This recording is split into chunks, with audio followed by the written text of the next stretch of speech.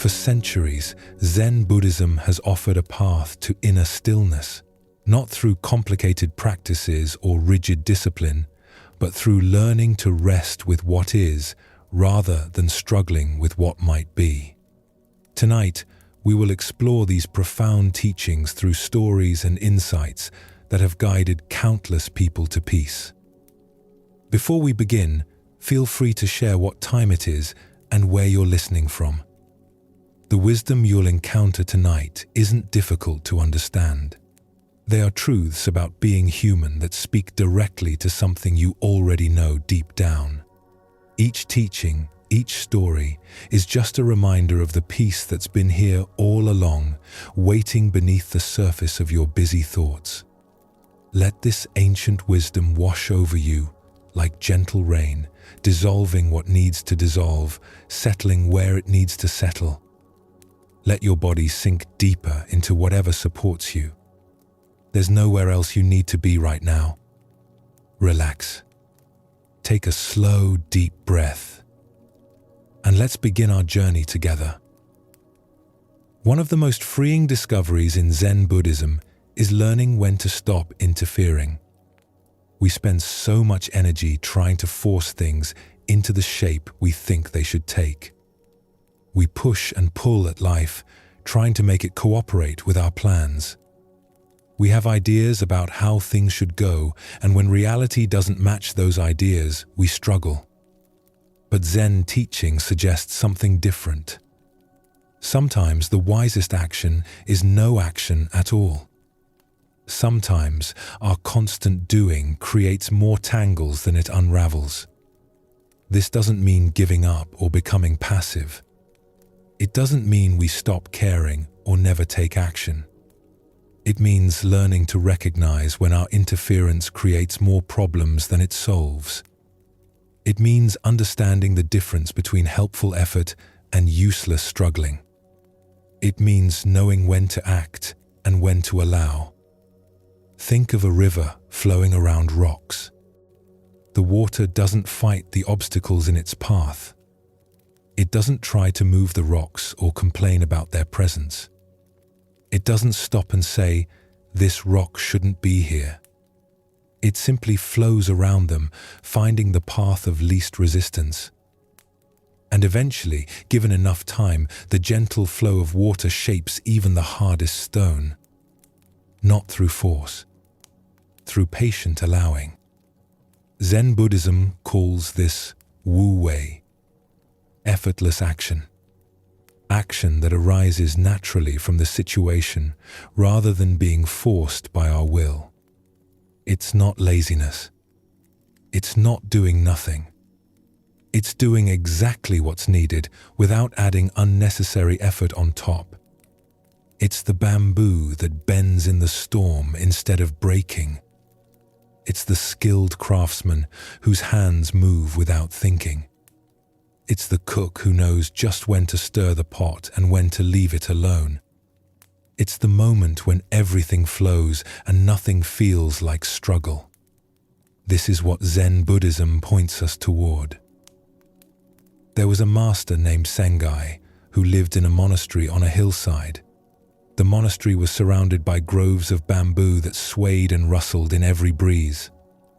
The sound of bamboo moving in the wind was constant, a gentle whisper that filled the grounds.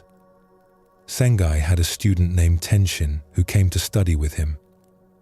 Tenshin was earnest and dedicated, but he approached everything with tremendous effort. When he meditated, his back was rigid as stone. His shoulders were tense. His jaw was tight. He would sit with his face strained, forcing himself to concentrate, willing his mind to be still. After meditation, other students would rise and move naturally to their tasks. But Tenshin would stand slowly, clearly exhausted from the effort of sitting. He treated meditation like a battle he had to win. One autumn afternoon, the weather changed suddenly. Dark clouds rolled in from the east.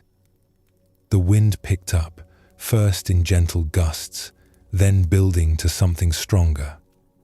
By evening, A full storm had arrived. Rain lashed against the monastery walls. The wind howled through the eaves. Tenshin was in his small room when he heard a tremendous creaking and cracking sound. He rushed to the window and looked out into the wild weather. His heart sank.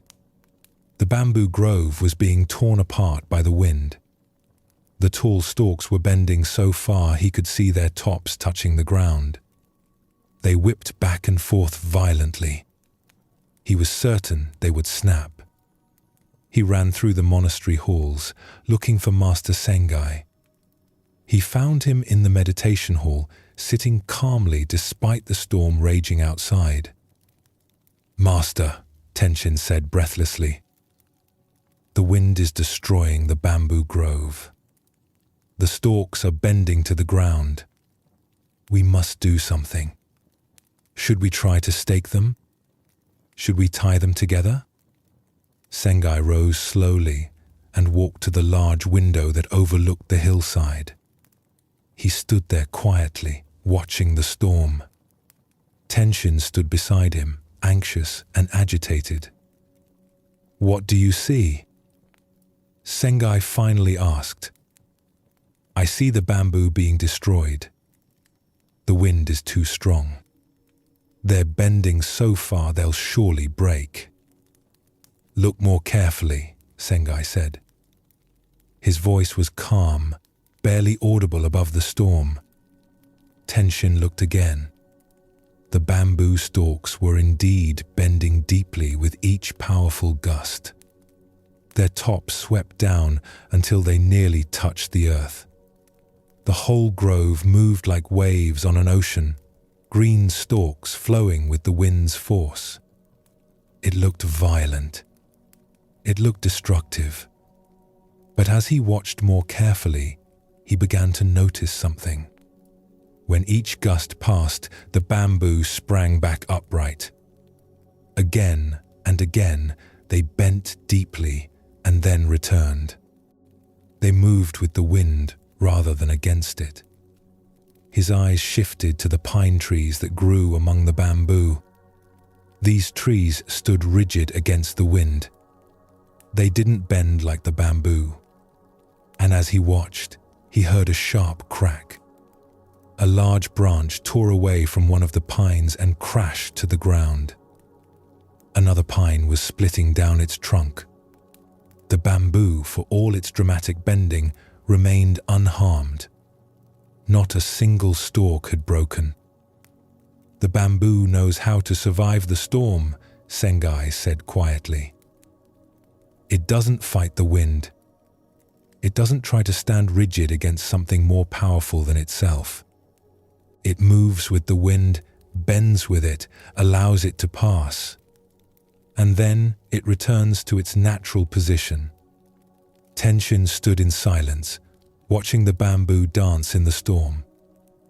"The pine trees are strong," Sengai continued. "But their strength is rigid. They try to resist the wind with force, and so they break. The bamboo is flexible. It has a different kind of strength, the strength that comes from yielding." They stood together watching until the storm began to ease. As the wind calmed, the bamboo's movement became gentler. Soon they were just swaying softly, the way they always did. Not one had been damaged. That night, Tenshin couldn't sleep. He kept thinking about the bamboo and the pine trees. He thought about his own meditation practice. How rigid he held himself. How much force he used trying to make his mind behave. How exhausted he felt after sitting, as if he'd been fighting a battle. The next morning during meditation, he tried something different. Instead of holding himself rigid, he allowed his body to find its natural position. Instead of forcing his attention to stay fixed on his breath, he let his attention move naturally, like bamboo bending in wind. When thoughts came, he didn't fight them. He let them pass through. He expected this softer approach to make his meditation worse. But something surprising happened. Without all his rigid effort, his body began to relax on its own. His breath settled into a natural rhythm. His mind, no longer being forced into stillness, started to quiet naturally. He realized he had been creating most of his struggle. The harder he tried to force stillness, the more tension he created.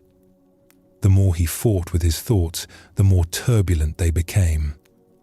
He was like a pine tree trying to stand rigid against the wind of his own mind. After the meditation ended, he found Master Sengai in the garden. "Master," he said, "I think I understand now. My rigid effort in meditation was like trying to stand stiff against the wind. I was creating the very struggle I was trying to overcome." Sengai smiled.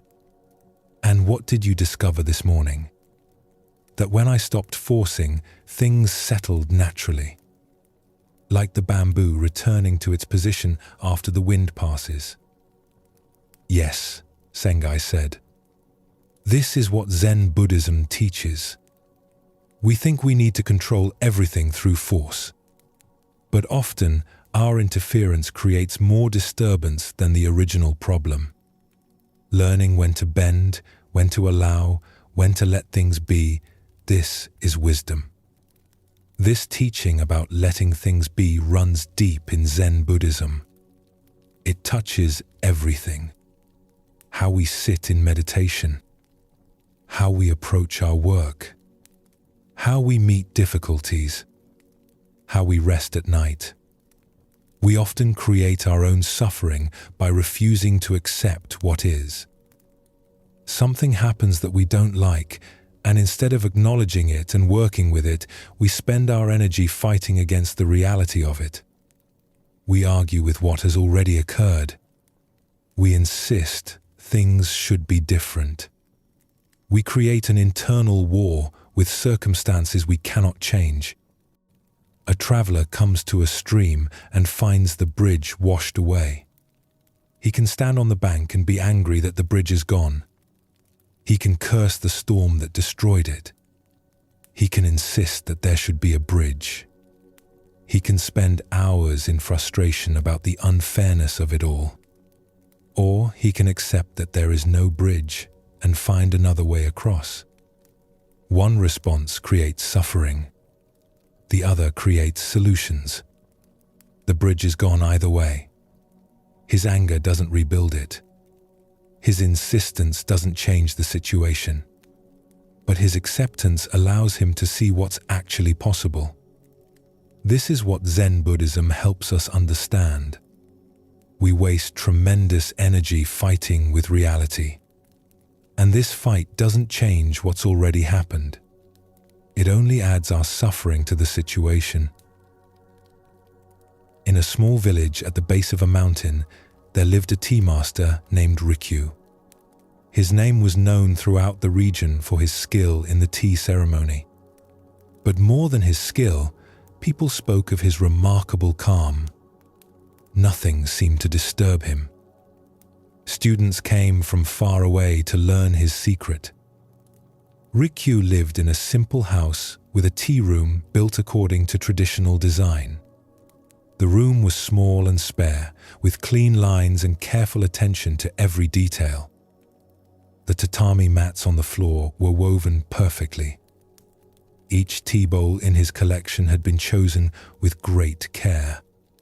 The scroll hanging in the alcove changed with the seasons. He had spent years perfecting his practice. Every movement in the tea ceremony had meaning. The way he folded the cloth, the angle at which he placed the scoop, the sound of water being poured. Nothing was random. Everything flowed with purpose. One afternoon in late spring, Rikyu was preparing for an important ceremony. The local lord was coming to take tea, along with several distinguished guests. This was a great honor. Rikyu had been preparing for days. He rose before dawn that morning. He cleaned the tea room until every surface gleamed. He arranged flowers in the alcove, choosing a single branch of plum blossom that spoke of simplicity and grace. He selected the perfect tea bowl for the season, one with a glaze that reminded him of spring rain. He laid out the utensils in their proper places: the bamboo scoop, the silk cloth, the iron kettle. Each item positioned exactly.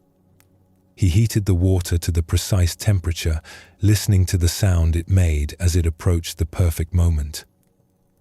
The sound was called Wind in the Pines by tea masters, and Rikyu could hear when it was just right. His students helped with the preparations. They had swept the garden path. They had prepared the waiting area. Everything was ready. The ceremony would begin at the hour of the horse, when the sun reached its height. Rikyu stood in the tea room one final time before the guests arrived, checking that all was in order. Years of practice. Decades of refinement. This ceremony would unfold with the precision and grace that made his tea gatherings famous. Then he heard the sound of running feet. Quick, panicked steps on the wooden floor outside. One of his youngest students, a boy named Jiro, burst into the tea room. He was carrying a bucket of fresh water from the well. This water was needed for rinsing the tea bowls during the ceremony. But Jiro was moving too fast, not paying attention. His foot caught on the threshold. Time seemed to slow. Rikyu watched as the boy stumbled forward. The bucket tipped. Water poured out in a great wave, splashing across the pristine tatami mats. The other students gasped. Jiro fell to his knees, trying uselessly to catch the water with his hands. But it was already spreading, soaking into the carefully woven mats, pooling around the edges of the room. The bottom of the scroll was wet. Several of the carefully arranged utensils were knocked aside by the flood. The students froze, horrified. They looked at Rikyu, waiting for his anger. All his work, all his careful preparation, hours of effort, ruined in an instant. The ceremony would have to be postponed. The mats would take days to dry properly. The Lord and his guests were already on their way. There was no time to fix this. The boy had destroyed everything. But Rikyu simply set down the tea bowl he was holding. He looked at the spreading water for a long moment. His face showed no anger, no frustration, no disturbance. "Well," he said quietly, his voice calm, "we needed to clean these mats anyway. They were getting old." He rolled up his sleeves and knelt down. He began to move the wet mats, gently shifting them so they could be taken outside to dry. The other students stood motionless, unsure what to do. "Don't just stand there," Rikyu said, but his tone was kind. "Help me move these. And someone should go to meet the Lord's party on the path. Explain that the ceremony must be rescheduled. Be respectful. Apologize for the inconvenience." The students sprang into action, following his calm direction. Within minutes, the wet mats were outside in the Sunday. Fresh mats were being brought from storage. Rikyu was already planning a simpler ceremony, one that could be performed in another room. Jiro remained kneeling where he had fallen, tears streaming down his face. "Master, I'm so sorry. I've ruined everything. Please, forgive me." Rikyu came and sat beside the boy. "You spilled water," he said simply. "Water spills. Accidents happen. This is part of life. But all your work..." The work wasn't ruined, Rikyu said. The situation changed. Being upset wouldn't dry the mats or bring the ceremony back. It would only add my suffering to the problem that already exists. The water spilled. That's what happened. Fighting with what already happened is like arguing with the rain that's already fallen. Later that evening, after the Lord had been notified and new arrangements had been made, one of the senior students approached Rikyu. "Master, I must ask. Weren't you upset? Even a little? All your preparation undone in a moment." Rikyu smiled. "Feelings arose," he said. Disappointment came. I felt it in my body, a sinking sensation. That's natural, but I didn't feed it. I didn't build a story around it. I didn't start thinking about how unfair it was or how this shouldn't have happened. I felt the feeling, and then I dealt with the situation. But how? How do you not build the story? Practice, Rikyu said. And understanding. This is what Zen Buddhism teaches us. We can't always control what happens, but we can choose whether to struggle against it. The water was already spilled. No amount of anger would unspill it. So, why add anger to the situation? Why make one problem into two? The student nodded slowly. So, you just accept whatever happens? I accept what has already happened, Rikyu clarified. I don't fight with the past. But from that acceptance, I can respond skillfully to what needs to be done now. If I'm busy being angry about spilled water, I can't clearly see what should happen next. Acceptance isn't about giving up. It's about seeing clearly without the distortion of my resistance. He paused, looking out at the garden where the wet mats were drying in the late Sunday.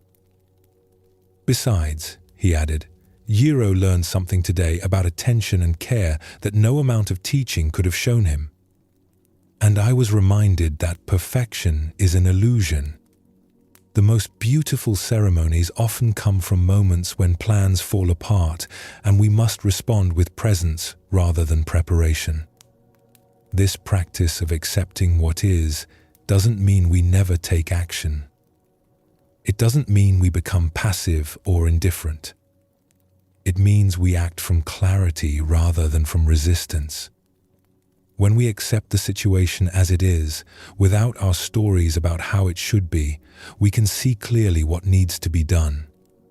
When we're busy fighting reality, we're too caught up in struggle to see solutions. There's a difference between acceptance and resignation. Resignation is giving up, feeling defeated, collapsing under the weight of circumstances. Acceptance is seeing clearly without the filter of how we wish things were. From acceptance, skillful action becomes possible. From resistance, we just create more suffering. A monk named Hakuin lived in a temple at the edge of a small farming community. The temple was modest, just a few simple buildings surrounded by vegetable gardens. Hakuin was known throughout the region for his peaceful presence. He seemed to move through life without struggle, meeting everything with the same calm attention. People from the village often came to him with their problems. Not because he gave clever advice or special solutions, but because something about his presence helped them see their situations more clearly. One summer morning, a farmer named Ichiro arrived at the temple gates. He was a man in his middle years, weathered by decades of working in the Sunday. His face was lined with worry. His shoulders were tight with tension. Hakuin was working in the garden when Ichiro arrived. He was pulling weeds from around the radish plants, moving slowly and carefully. He looked up as the farmer approached. "Master Hakuen," Ichiro said, his voice strained. "A terrible thing has happened. My ox has died." Hakuen set down the weeds he was holding. He stood and brushed the soil from his hands. "I'm sorry to hear this," he said simply. "You don't understand," Ichiro continued, the words spilling out. "I need the ox to plow my fields. Without the ox, I cannot prepare the earth for planting. Without planting, there will be no rice. Without rice, my family will starve this winter. My children will go hungry. My wife is already worried. What am I going to do?" The farmer's voice was rising, panic clear in every word. His hands were shaking. Hakuen listened calmly.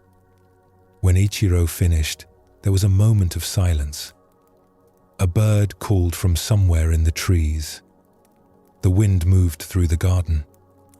"Your ox has passed away," Hakuen said quietly. "Yes, that's what I'm telling you. It's a disaster." "Your ox has died," Hakuen repeated, his tone unchanged. "That is what happened." Ichiro looked confused, frustrated. "But what should I do? What can you do?" The question hung in the air. Ichiro opened his mouth to speak, then closed it. He stood there, his face tight with frustration. "I don't understand," he said finally. "I come to you for help, and you just repeat my problem back to me?" "I'm not repeating your problem," Hakuen said gently. "I'm trying to help you see what your problem actually is." "My problem is that my ox died." "No," Hakuen said. "Your ox passing away is a fact. It's a situation.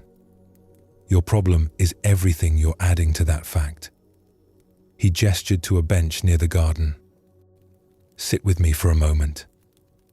Reluctantly, Ichiro sat a day. Hakuen sat beside him.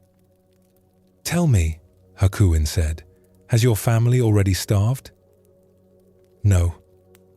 "Are your children hungry right now?" "No." "Is the planting season over?" "Not yet."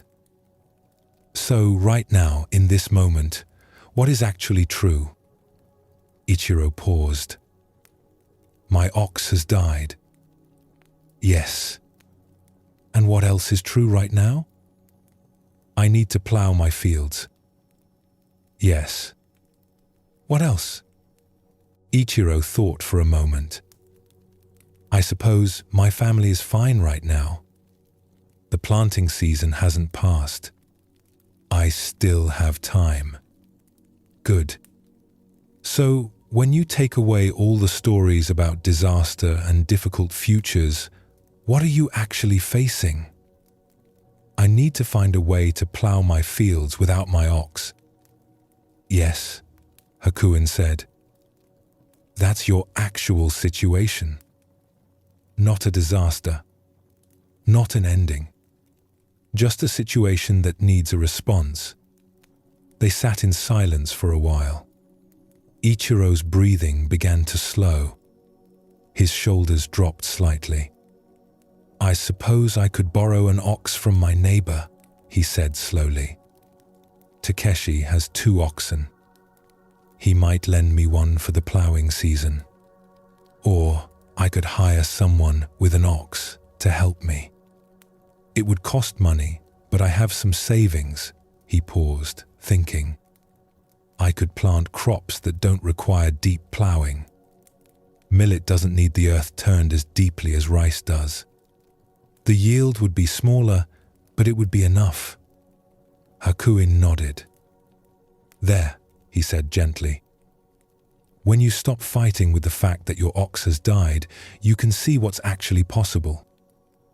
Ichiro sat quietly, absorbing this.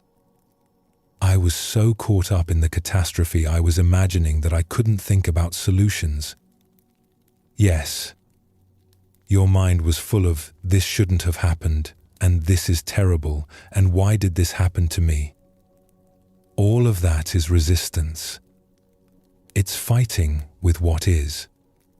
And while you're fighting, you can't see clearly. So I should just accept that my ox died? You don't have a choice about that, Hakuin said. Your ox has already died. That's done. The question is whether you'll accept this fact and work with it, or whether you'll spend your energy fighting with a reality you cannot change. Ichiro nodded slowly. It still feels wrong somehow. Like I should be more upset. You can feel upset, Hakuin said. Sadness about your ox is natural. Loss is part of life. But there's a difference between feeling sadness and building a whole story of disaster around it. You can feel what you feel and still see clearly what needs to be done. The farmer stood up. His face looked different now. Still concerned, but not panicked. Still worried, but not overwhelmed. Thank you, Master Hakuin. I think I understand now. I was making the situation worse by fighting with it. After Ichiro left, one of Hakuin's students who had been listening nearby approached. Master, that seems so simple. Yet, I could see it changed everything for him. What did you actually do? I helped him stop adding suffering to his problem, Hakuin said. The ox dying is one thing. All his stories about starvation and disaster were another thing. He was creating a catastrophe in his mind that didn't exist in reality. Once he could see what was actually true rather than what he was imagining, he could respond skillfully. Is this what Zen Buddhism teaches? Partly. Zen teaching shows us how much of our suffering we create through resistance. Pain is inevitable in life. The ox dies. The drought comes. People get sick. These things happen. But suffering, the mental anguish we add on top of these facts, that's optional. That comes from our refusal to accept what is. The student thought about this. But isn't acceptance like giving up? Not at all. Acceptance is the beginning of skillful response. When you accept what is, you can see clearly. When you're fighting what is, you're blind to possibilities. Ichiro couldn't see his options until he accepted his ox had died. His resistance blocked his clarity. Zen Buddhism teaches us that much of our suffering comes not from our circumstances, but from our resistance to our circumstances. Pain is inevitable in life. Loss happens. Things break. Plans fall apart. Bodies age. This is the nature of being alive. But suffering, the additional layer of mental anguish we create that comes from our refusal to let things be as they are. You feel physical discomfort. That's pain. It's real. It's present. But then you add thoughts. This shouldn't be happening. I can't stand this. When will this end? This is unbearable. Each thought creates more tension, more resistance. The original pain is still there, but now you've added suffering on top of it. The pain might not change, but the suffering, that's something we're creating moment by moment through our relationship with the pain. This teaching becomes especially relevant when we're trying to rest. We lie down wanting to sleep, and sleep doesn't come immediately. This is common. It's normal. But what do? We can accept that we're awake right now and rest peacefully anyway. Or we can fight it. I should be asleep by now. Why am I still awake? This is terrible. I'll be exhausted tomorrow. I'm never going to fall asleep. Each thought creates more tension, more resistance. And this tension makes sleep even less likely. We've created a cycle where our fight against being awake keeps us awake. Our resistance to the present moment prevents us from moving into the next moment. There was a master named Daito who lived in the mountains. Students came to his small hermitage to study Zen Buddhism with him. One evening, a young monk named Kenji approached him with a troubled face. "Master," he said, "I'm struggling. When I try to meditate, my legs hurt. When I try to sleep, my mind races. When I try to be calm, I feel restless. I don't know what I'm doing wrong." Daito was sitting by a small fire. He poked at the coals gently, watching the sparks rise. "You're fighting," he said simply. "Fighting what?" "Fighting your legs when they hurt. Fighting your mind when it races. Fighting yourself when you feel restless. You're at war with your own experience." "But surely I should do something about these problems." "The problems aren't your legs hurting or your mind racing or your body feeling restless. Those are just experiences. The problem is that you're adding a war on top of those experiences. And all this fighting creates more tension than the original discomfort." Kenji frowned. "So I should just ignore the pain and the thoughts?" "No, not ignore. Just stop making them into enemies that must be defeated. Your legs hurt during meditation? That's what's happening. Your mind is busy when you lie down. That's what's happening. You feel restless? That's what's happening. These are just conditions. They change on their own. But when you fight them, you lock them in place." "I don't understand." Daito smiled. "Tonight, when you lie down to sleep, try something different. Don't try to make anything happen. Don't try to force sleep or calm or stillness. Just let yourself be exactly as you are. If your mind is busy, let it be busy. If you feel restless, let yourself feel restless. Stop insisting that you should be different than you are right now." That night, Kenji returned to his small room with doubt in his heart. This advice seemed too simple. How could just allowing things to be solve his problems? Surely he needed to do something? But he decided to try what Daito had suggested. He lay down on his mat. Almost immediately, his mind began its usual activity. Thoughts about the day, worries about tomorrow, random memories, planning, analyzing. The constant stream he had come to dread. His first impulse was the same as always: to push the thoughts away, to try to force his mind to be quiet. But he remembered Daito's words, "Just let it be." So he did something he'd never tried before. He let his mind be busy. He didn't engage with the thoughts, didn't follow them or build on them. But he also didn't push them away. He just let them be there, moving through like weather. Something unexpected happened.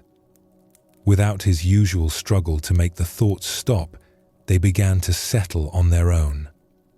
It was gradual, natural, like mud settling in water when you stop stirring it. His resistance had been keeping the thoughts active, giving them energy. When he stopped fighting, they lost their power. He still didn't fall asleep right away, but the time he spent awake was different. It was peaceful. He was resting even while his eyes were open. Because he had stopped the internal battle. He had stopped insisting that this moment should be different than it was. Eventually, without noticing when it happened, he drifted into sleep. Deep, restful sleep. When he woke the next morning, he felt more restored than he had in weeks. He found Daito in the garden, tending to the herbs that grew along the path. "Master," he said, "something shifted last night. When I stopped fighting with my experience, everything softened." Daito nodded. This is what Zen Buddhism points to. We think our effort and control create peace, but often they create struggle. Sometimes the most powerful thing we can do is stop doing. Stop interfering. Let things be. This is the wisdom of letting things be.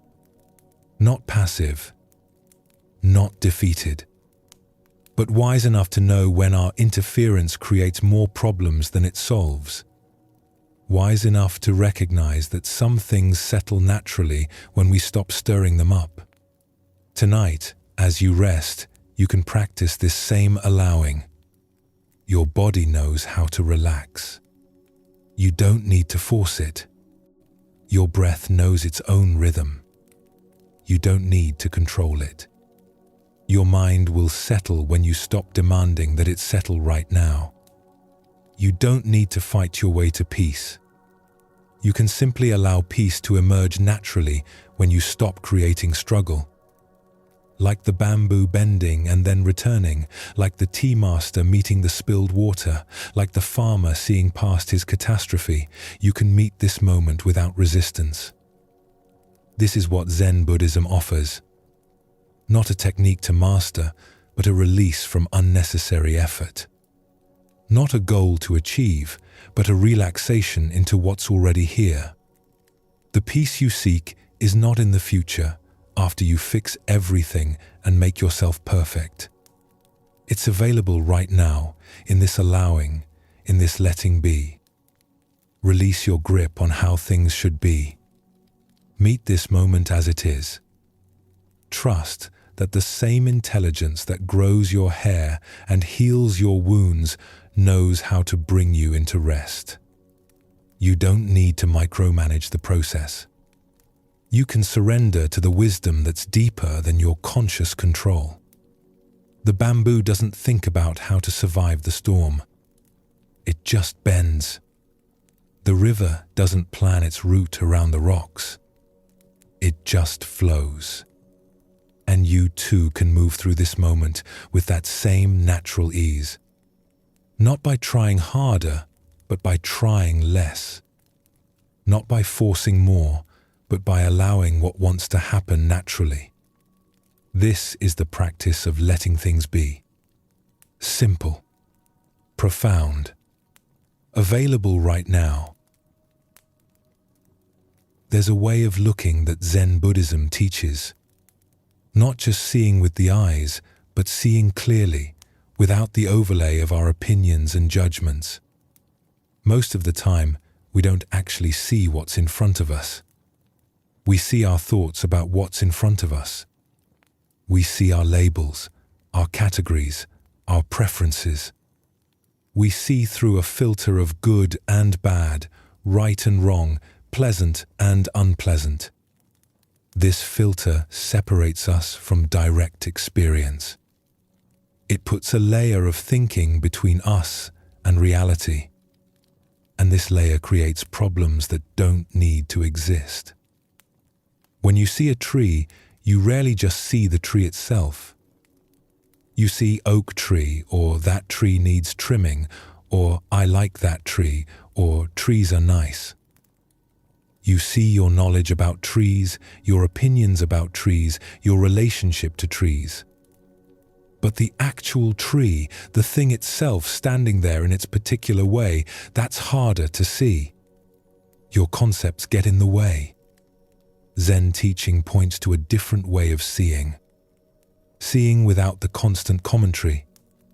Looking at what's actually here without immediately sorting it into categories. This doesn't mean we stop knowing things or using words.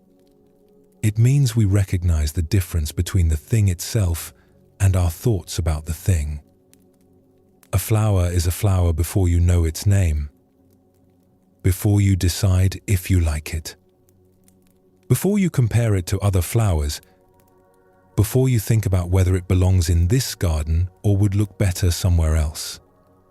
There's the flower, just being what it is. And then there's everything you add to it. Zen Buddhism invites us to practice seeing the flower before all the additions.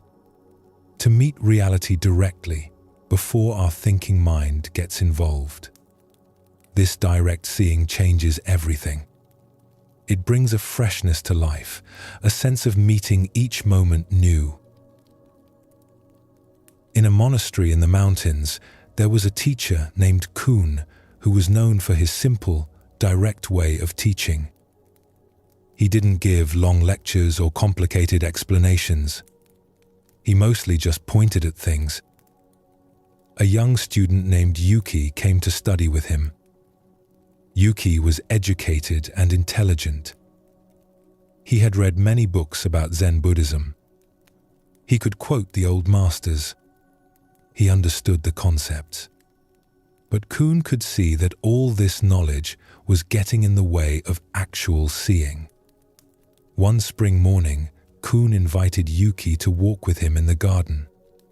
They walked in silence for a while. The air was cool and fresh. Morning dew still clung to the grass. Birds were calling to each other across the garden. Kuhn stopped beside a plum tree. A single branch had blossomed, its white flowers bright against the dark bark. He pointed at the flowers. "What do you see?" he asked. Yuki looked at the flowers. "I see plum blossoms," he said confidently. "They're beautiful. They symbolize resilience, blooming while it's still cold. In poetry, they often represent purity and renewal. These look like they might be from an old variety, perhaps 50 years old or more. The petals are particularly white this year, probably due to the recent rains." Kuhn listened to all of this. Then he asked again, more quietly. "But what do you see?" Yuki looked confused. "I just told you. Plum blossoms. What else is there to see?" "Look again. This time, look without using words. Look without your knowledge. Look without comparing or analyzing or remembering what you've read. Just look." Yuki turned back to the flowers. He tried to do what Kuhn suggested, but it was harder than he expected. Every time he looked at the flowers, words came. White. Beautiful. Plum blossom. His mind immediately labeled everything it saw. He tried to push the words away, but that just created more thinking. Don't think of words. Just look. Stop labeling. More words about not using words. He stood there for a long time, frustrated. Kuhn waited patiently beside him, saying nothing. Finally, Yuki stopped trying so hard. He let his eyes rest on the flowers without effort. And for just a moment, something shifted. He saw the flowers without the layer of thinking. Just shapes. Light and shadow. The particular curve of each petal. The way the morning sun caught the edges. The small drops of dew trembling on the stamens. It lasted only a few seconds before his thinking mind rushed back in with more labels and descriptions. But in those few seconds, he had seen something directly. Not plum blossoms, but the actual thing itself, without the filter of concepts. He turned to Kuhn with wonder in his eyes. It was so immediate, so alive. For a moment, I saw the flowers without seeing flowers. Does that make sense? Kuhn smiled. Now you're beginning to understand what Zen Buddhism points to. The flowers were always there, just as they are. But your knowledge about flowers was blocking you from seeing them directly. When your thinking quieted, you could see clearly. But how do I see that way all the time? You practice. And you recognize that most of the time, you're not seeing things as they are. You're seeing your thoughts about things. This recognition itself begins to create space for clearer seeing.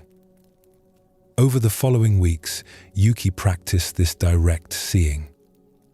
He would look at something, a rock, a bowl, a shadow on the wall, and notice all the thinking that immediately arose.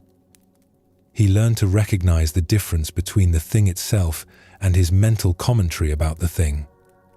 At first, it felt strange and difficult. His mind was so used to labeling everything immediately. He would see a bird and sparrow would appear in his mind before he could even register the actual bird.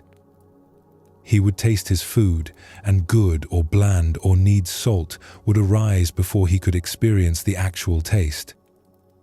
But gradually, he began to notice small gaps. Brief moments where he saw or heard or felt something before the thinking mind caught up. These moments were fresh and vivid in a way his usual experience wasn't.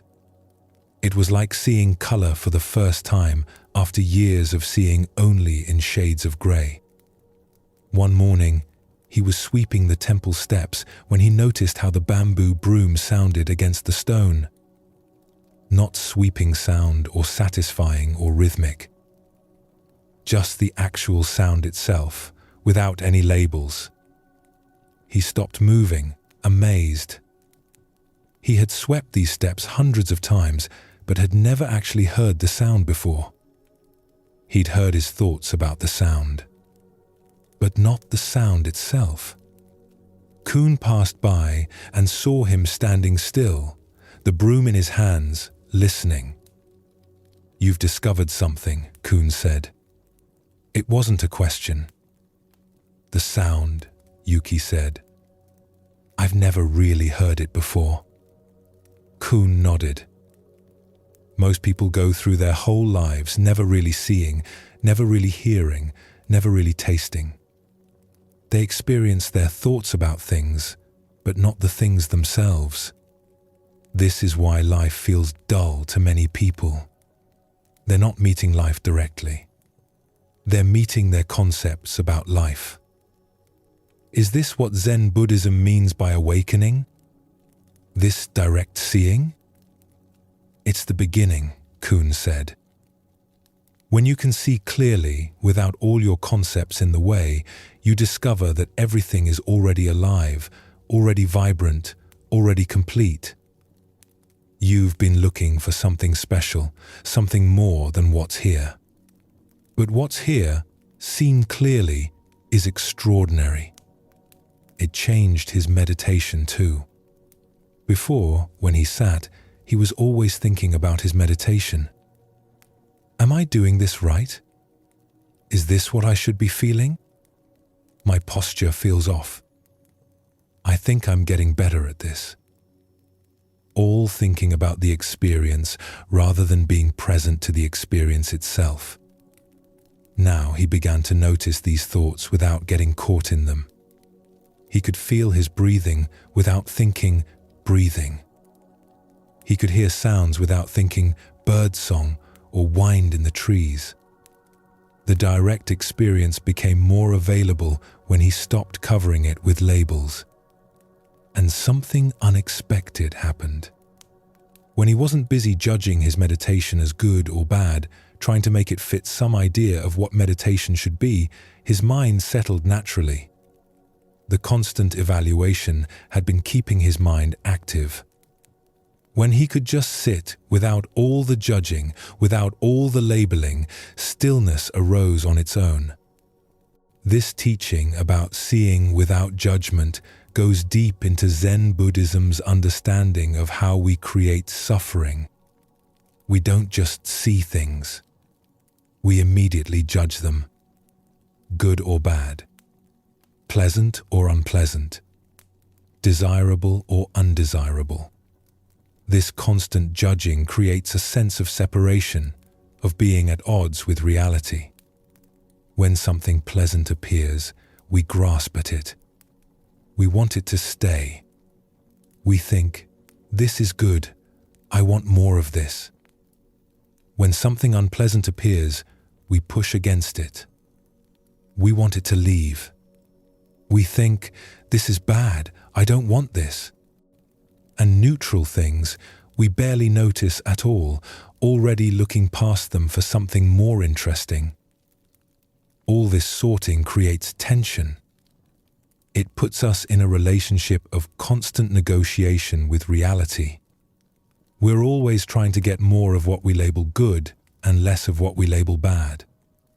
We're rarely just meeting what's actually here without the filter of our preferences.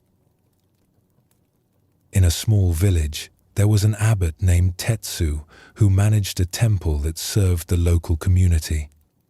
The temple was open to anyone who needed shelter or food. Travelers stopped there. Poor people came for rice. Families brought their problems. One evening, a man came to the temple gate. He was thin and dirty, his clothes torn. His face was hard, his eyes wary. He didn't ask for food or shelter. He didn't bow respectfully. He just stood at the gate, looking around. The monks who saw him whispered to each other, "That's Goemon. He's a thief. He's been to prison twice. He steals from farmers. We should send him away." But Tetsu, hearing the whispers, came to the gate himself. He looked at the man standing there. He didn't see thief or criminal or dangerous person. He just saw a thin man with wary eyes. "Are you hungry?" Tetsu asked. The man, Goemon, seemed surprised by the direct question. "Yes," he said after a moment. "Come in. We're about to serve the evening meal." The monks were shocked. One of them, a senior monk named Kosho, approached Tetsu after Goemon had been given food and a place to sleep. "Master, do you know who that man is? He's a thief.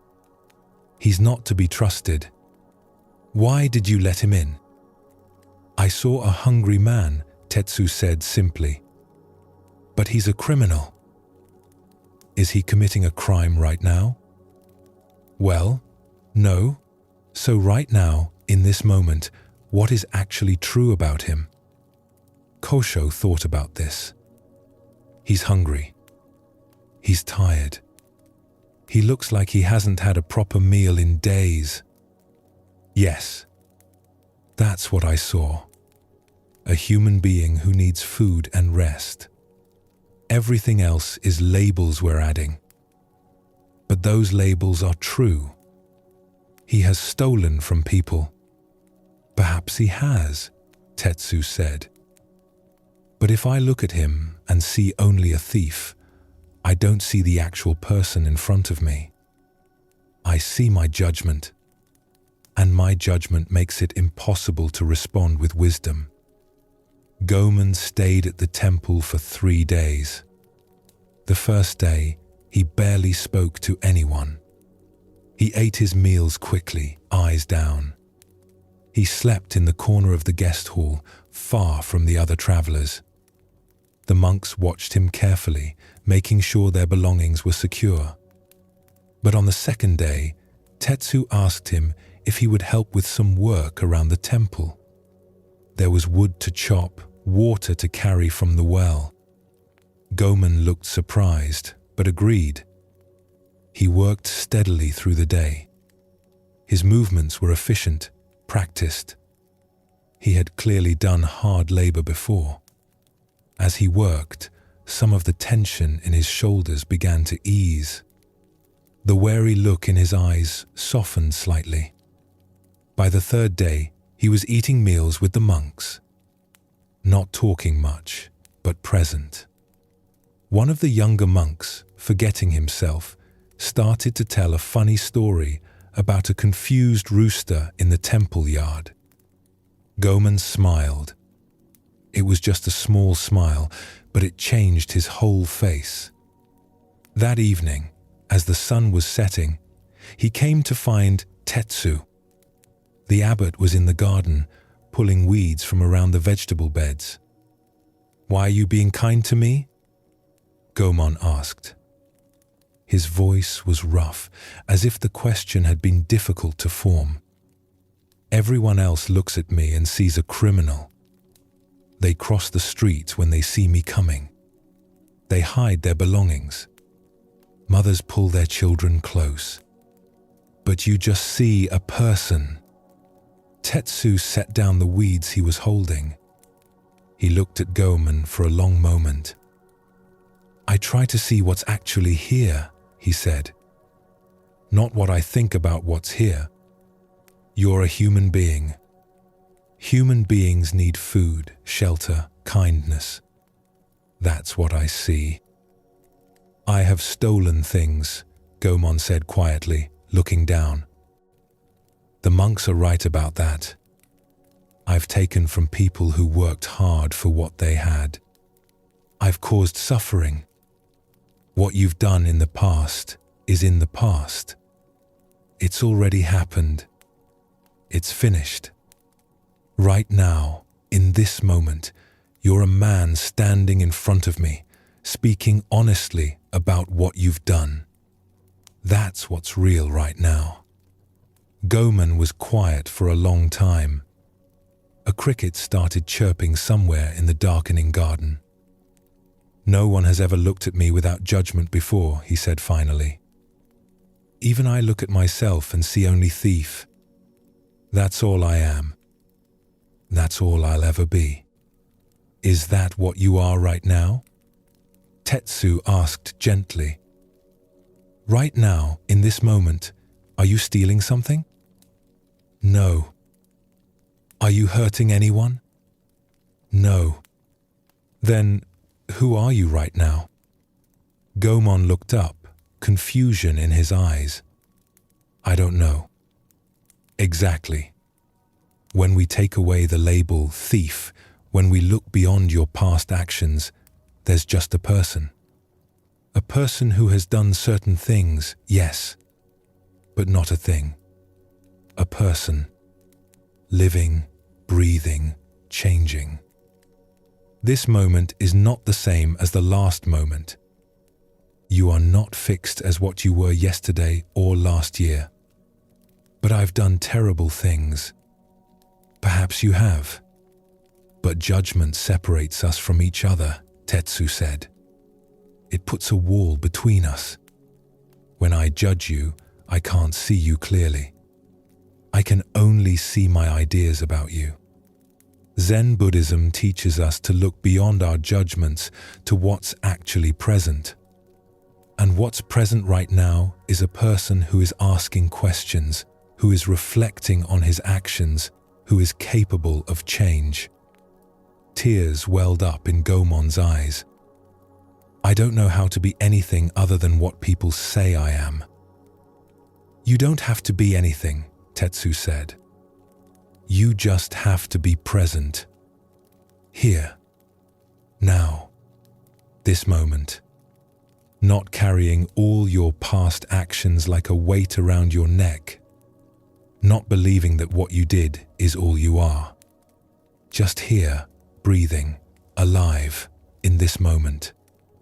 The next morning, Goemon left the temple. But something in him had changed. Someone had seen him without the label of thief, Someone had looked past his history and seen him as he was right now. This changed how he saw himself. Years later, Goman returned to the temple. He had found work as a carpenter. He had stopped stealing. He brought an offering to Tetsu. "You saw me when no one else could," he said. "You looked at me without your judgment blinding you. That seeing saved me." After Goemon left, Kosho approached Tetsu. "Master, I judged too quickly. I saw a label instead of a person." "We all do this," Tetsu said. "It's the habit of the mind to sort everything into categories immediately. Good person, bad person.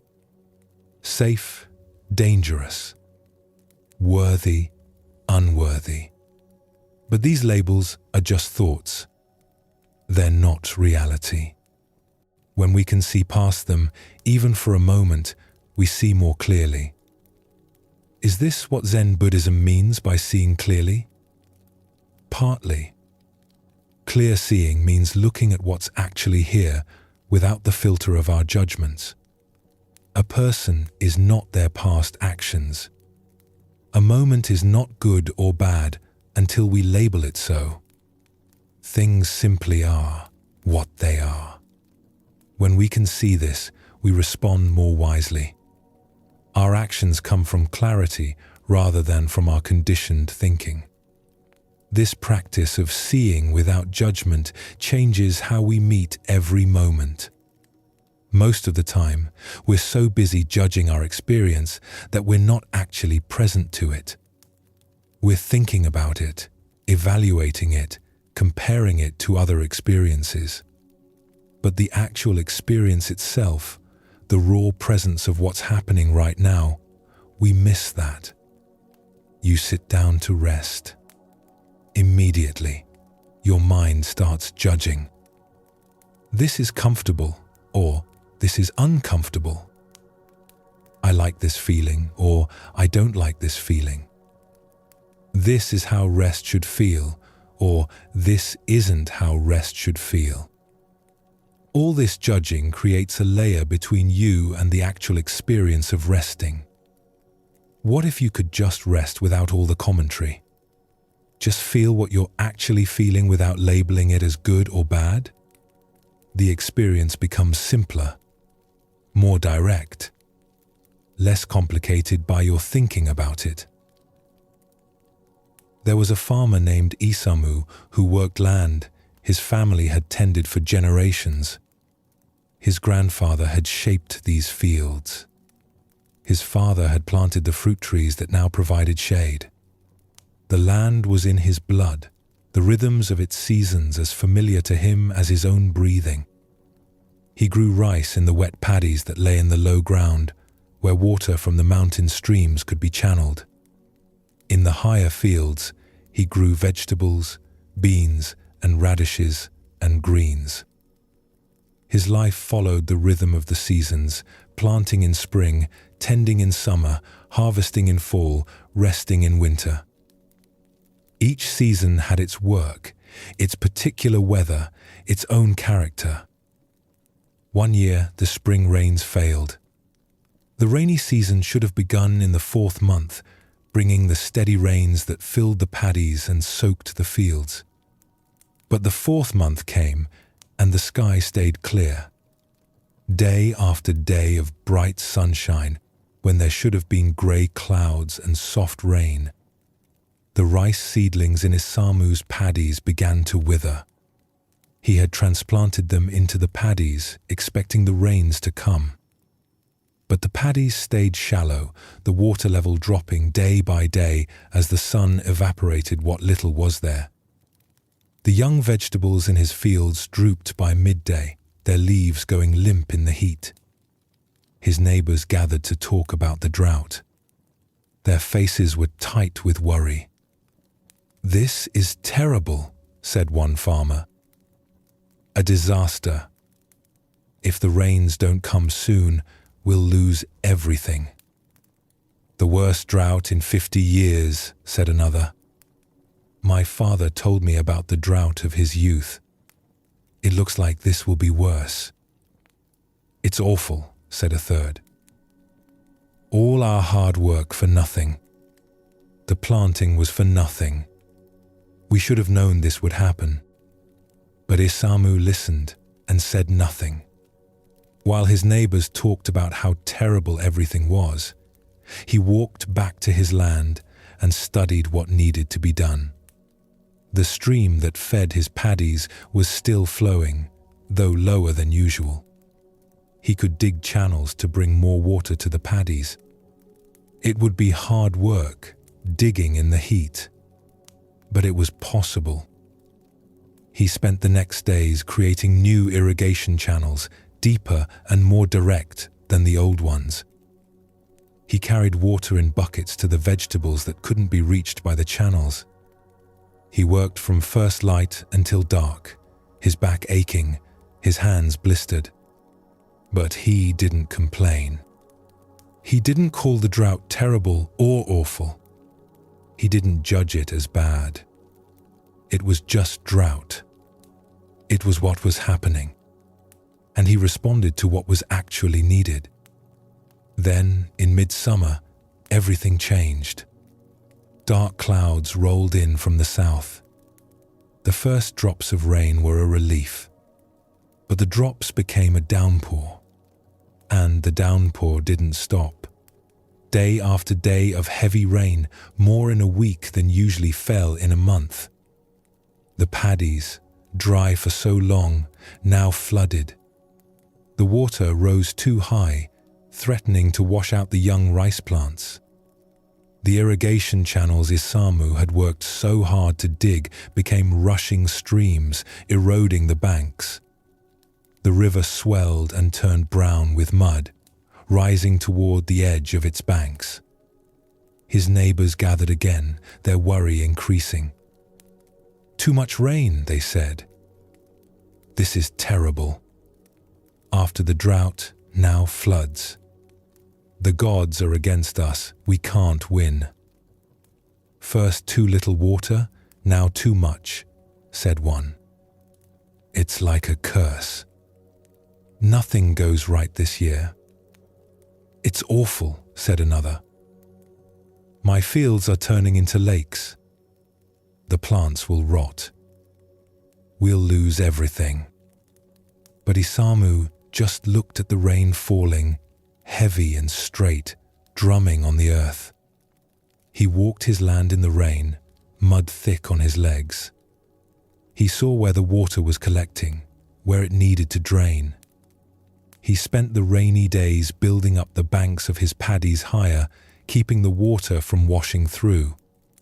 He dug new drainage channels to lead excess water away from where it would do harm.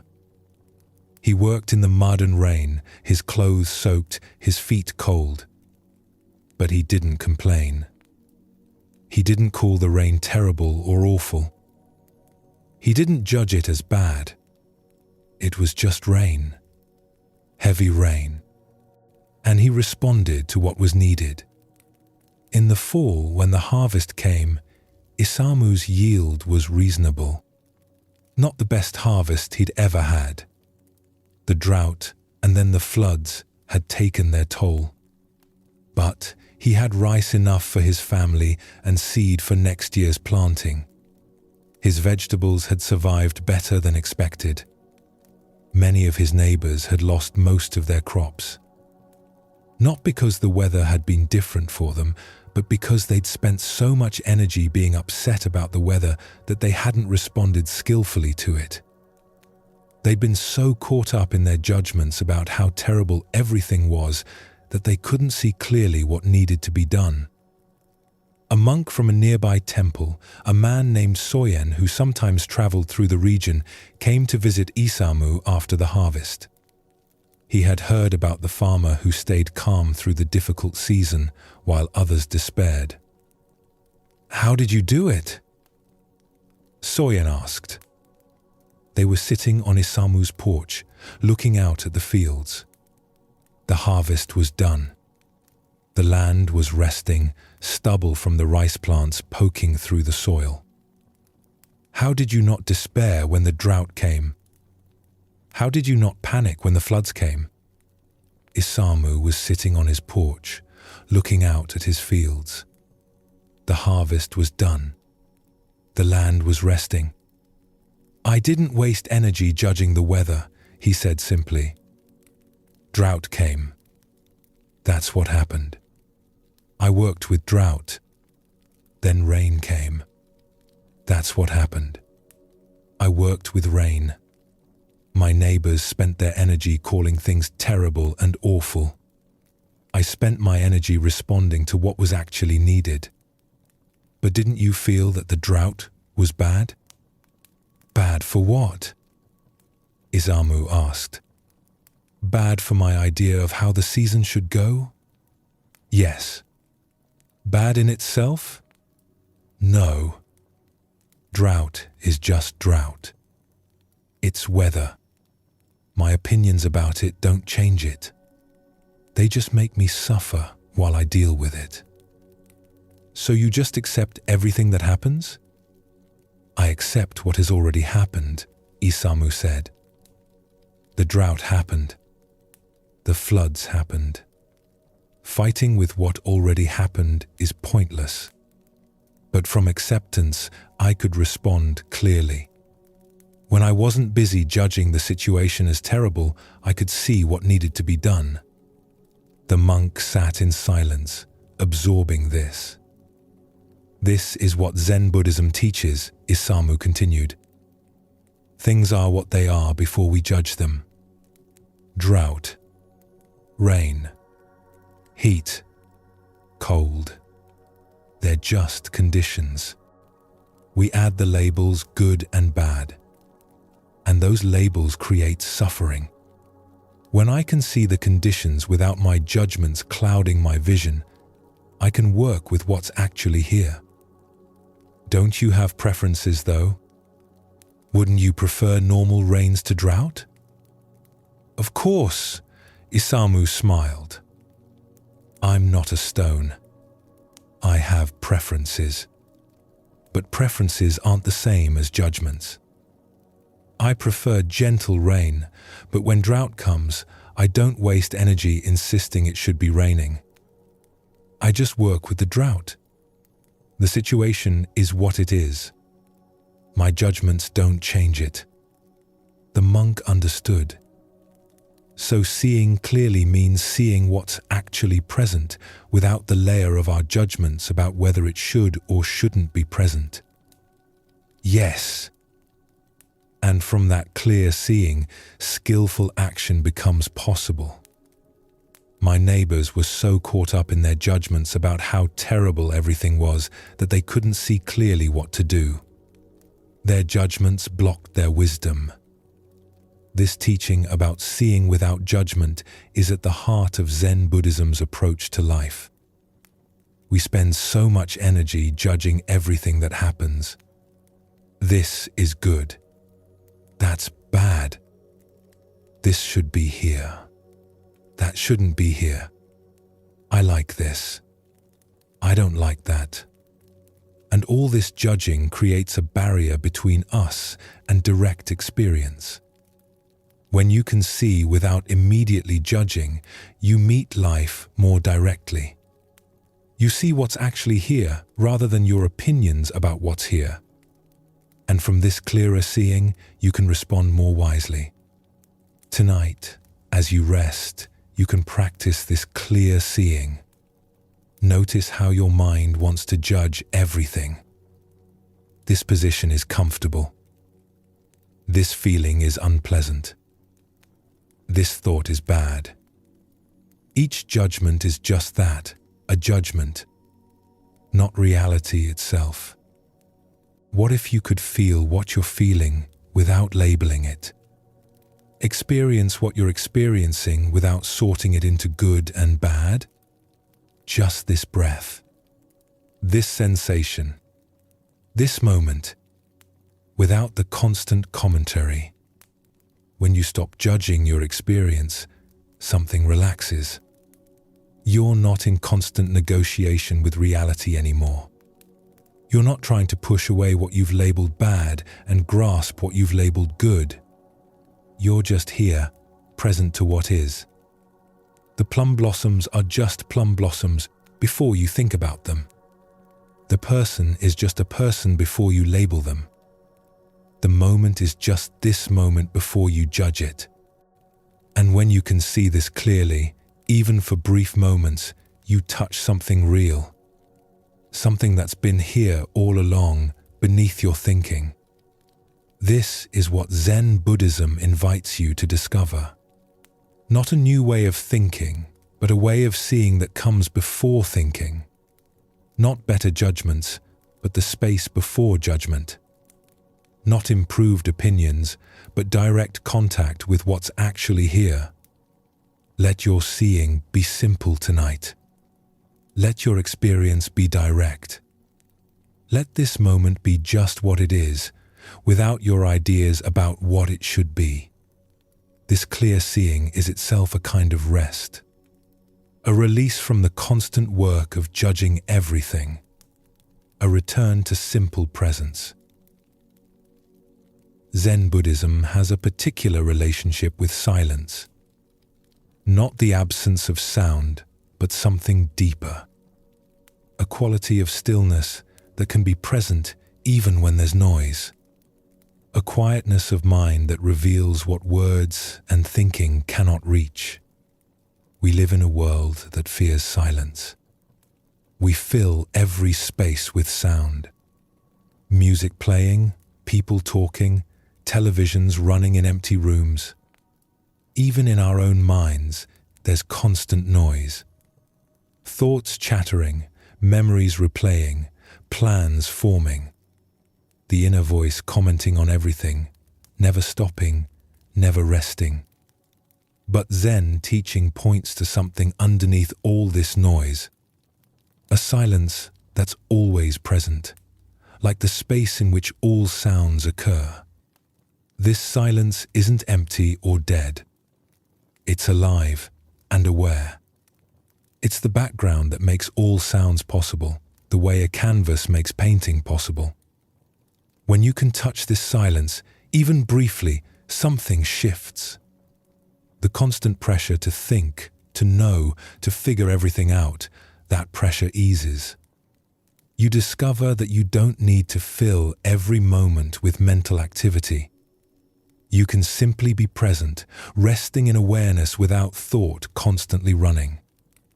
This doesn't mean you stop thinking altogether. Thoughts still arise when they're needed, but there's space between them, gaps where silence shows through. And in these gaps, a different kind of knowing becomes possible. Not the knowing that comes from thinking, but the knowing that comes from direct presence. In a mountain monastery, there lived a teacher named Mugaku who rarely spoke.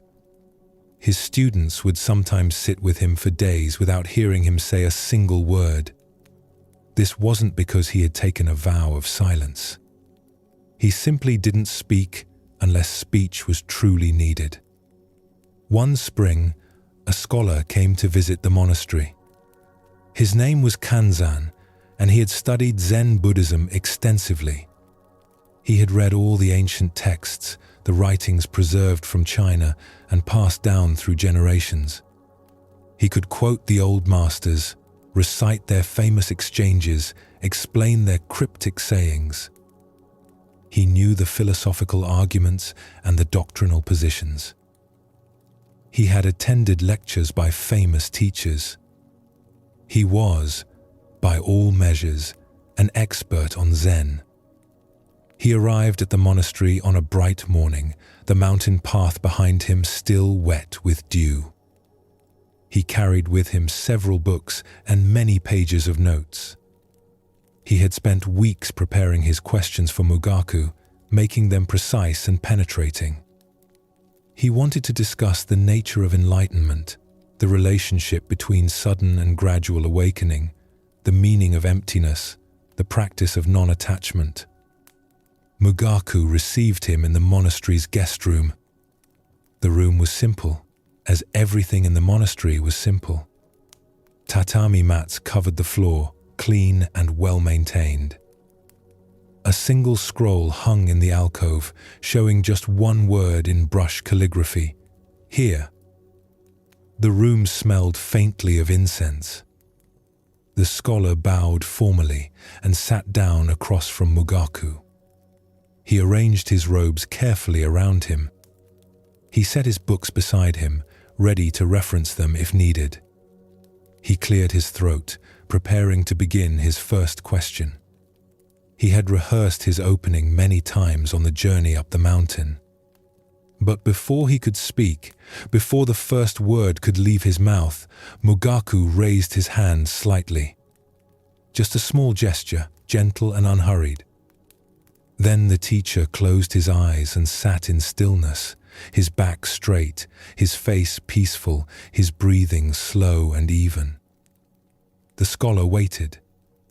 This must be a brief settling before the discussion would begin. Surely the master would speak soon, would invite him to ask his questions. Any moment now. But Mugaku remained silent.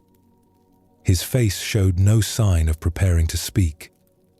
He simply sat, present and still, like a mountain. Minutes passed. The scholar began to feel uncomfortable. Should he speak? Should he clear his throat? Should he wait longer? He had come so far, walked so many miles up the mountain path. He had so many important questions, carefully formulated questions that would demonstrate his understanding and push his knowledge deeper. But the master's silence was somehow compelling. It seemed to fill the room, to have its own presence and weight. To speak into it felt like it would be an interruption, almost a violation. So the scholar waited, his first question sitting unsaid in his mouth. More time passed. 10 minutes. 20. The scholar could hear his own breathing, faster than the master's. He could hear the wind moving through the pine trees outside. He could hear a bird calling from somewhere in the forest, its song rising and falling. His carefully prepared questions started to seem less urgent. In fact, they started to feel heavy, like stones he was carrying. All his knowledge about Zen Buddhism, all his intellectual understanding, all the books he had read and memorized, suddenly felt like they were weighing him down rather than lifting him up. His mind, usually so active with thoughts and questions and analysis, began to slow. There was nothing to respond to, no conversation to engage with, no intellectual challenge to meet. Just the silence of the room, the sound of wind outside, the distant call of a crow, the faint smell of incense, the light slowly changing as the sun moved across the sky. An hour passed. Then 2. The scholar's initial discomfort had transformed into something else. Not comfort exactly, but a kind of ease. He wasn't waiting for something to happen anymore. He was just sitting, just breathing, just present. His body, which had been tense with anticipation, began to relax. His shoulders dropped, his jaw unclenched. His breathing slowed to match the rhythm he heard from Mugaku. Without intending to, he found himself sitting more like the master, present to the moment, without grasping at anything.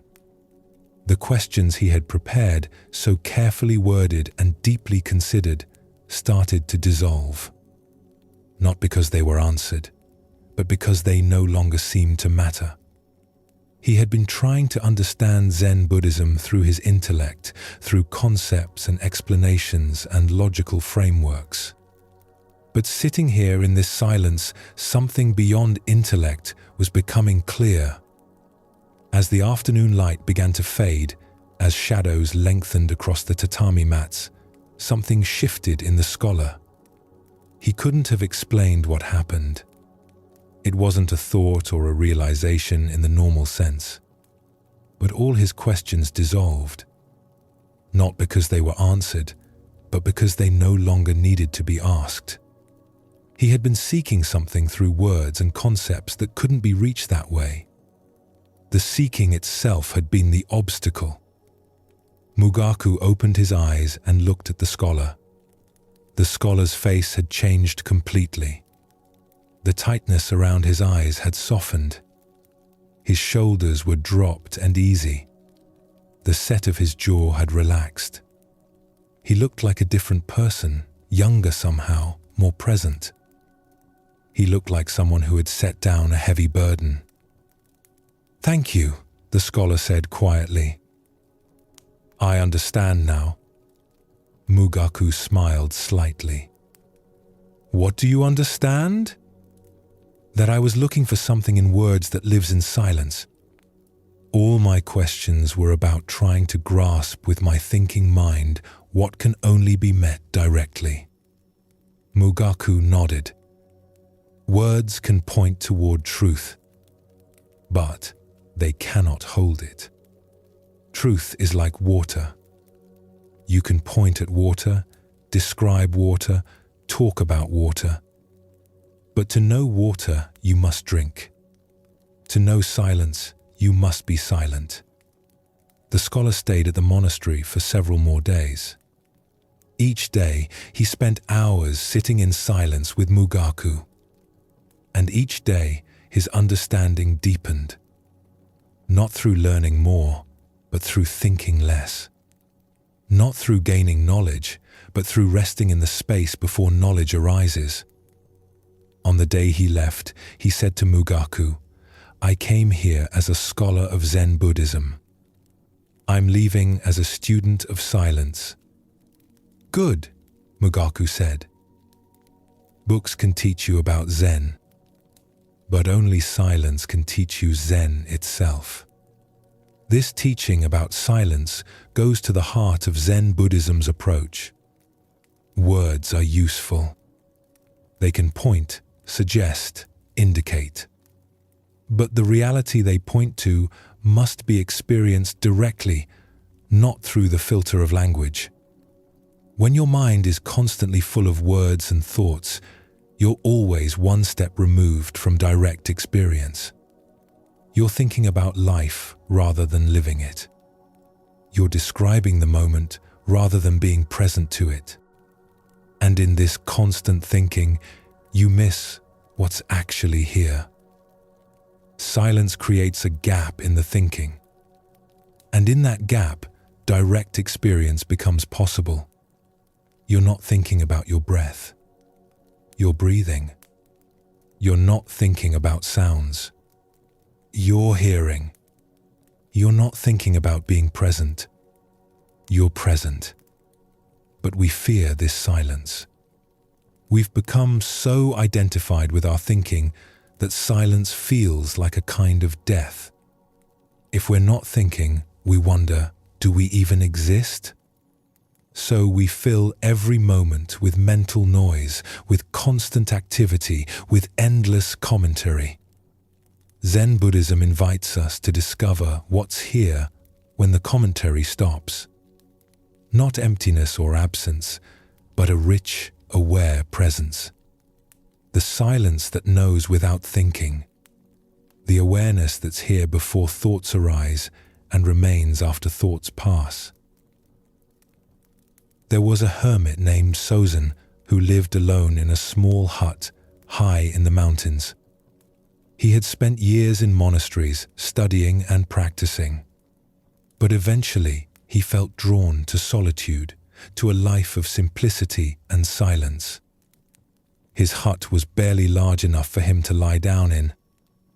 He had a few simple possessions: a cooking pot, a blanket, a cushion for sitting, nothing more. His days followed a natural rhythm, rising with the sun, sitting in meditation, gathering firewood, preparing simple meals, sitting again, sleeping when darkness came. He rarely spoke. There was no one to speak to. Sometimes days would pass without him saying a single word out loud. And in this silence, something deepened in him. Not loneliness or isolation, but a sense of connection to everything around him. He began to hear things he had never heard before.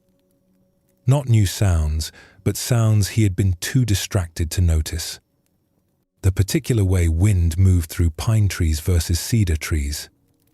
The different songs of different birds.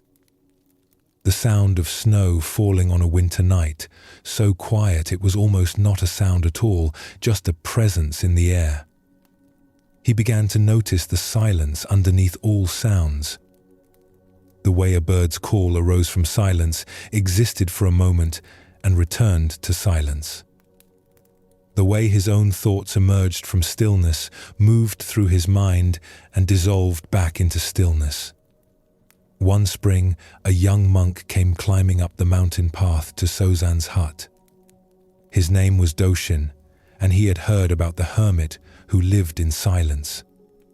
The other monks at his monastery told stories about Sozan, how he had given up everything to live alone, how he never spoke, how he had found something in his solitude that they couldn't name.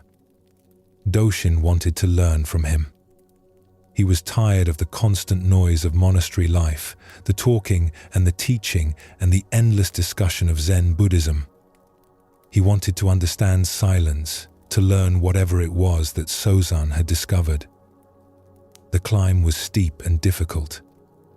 The path was barely a path, more like a suggestion through the trees. By the time he reached Sozan's hut, he was out of breath, his robes dusty, his legs aching from the climb.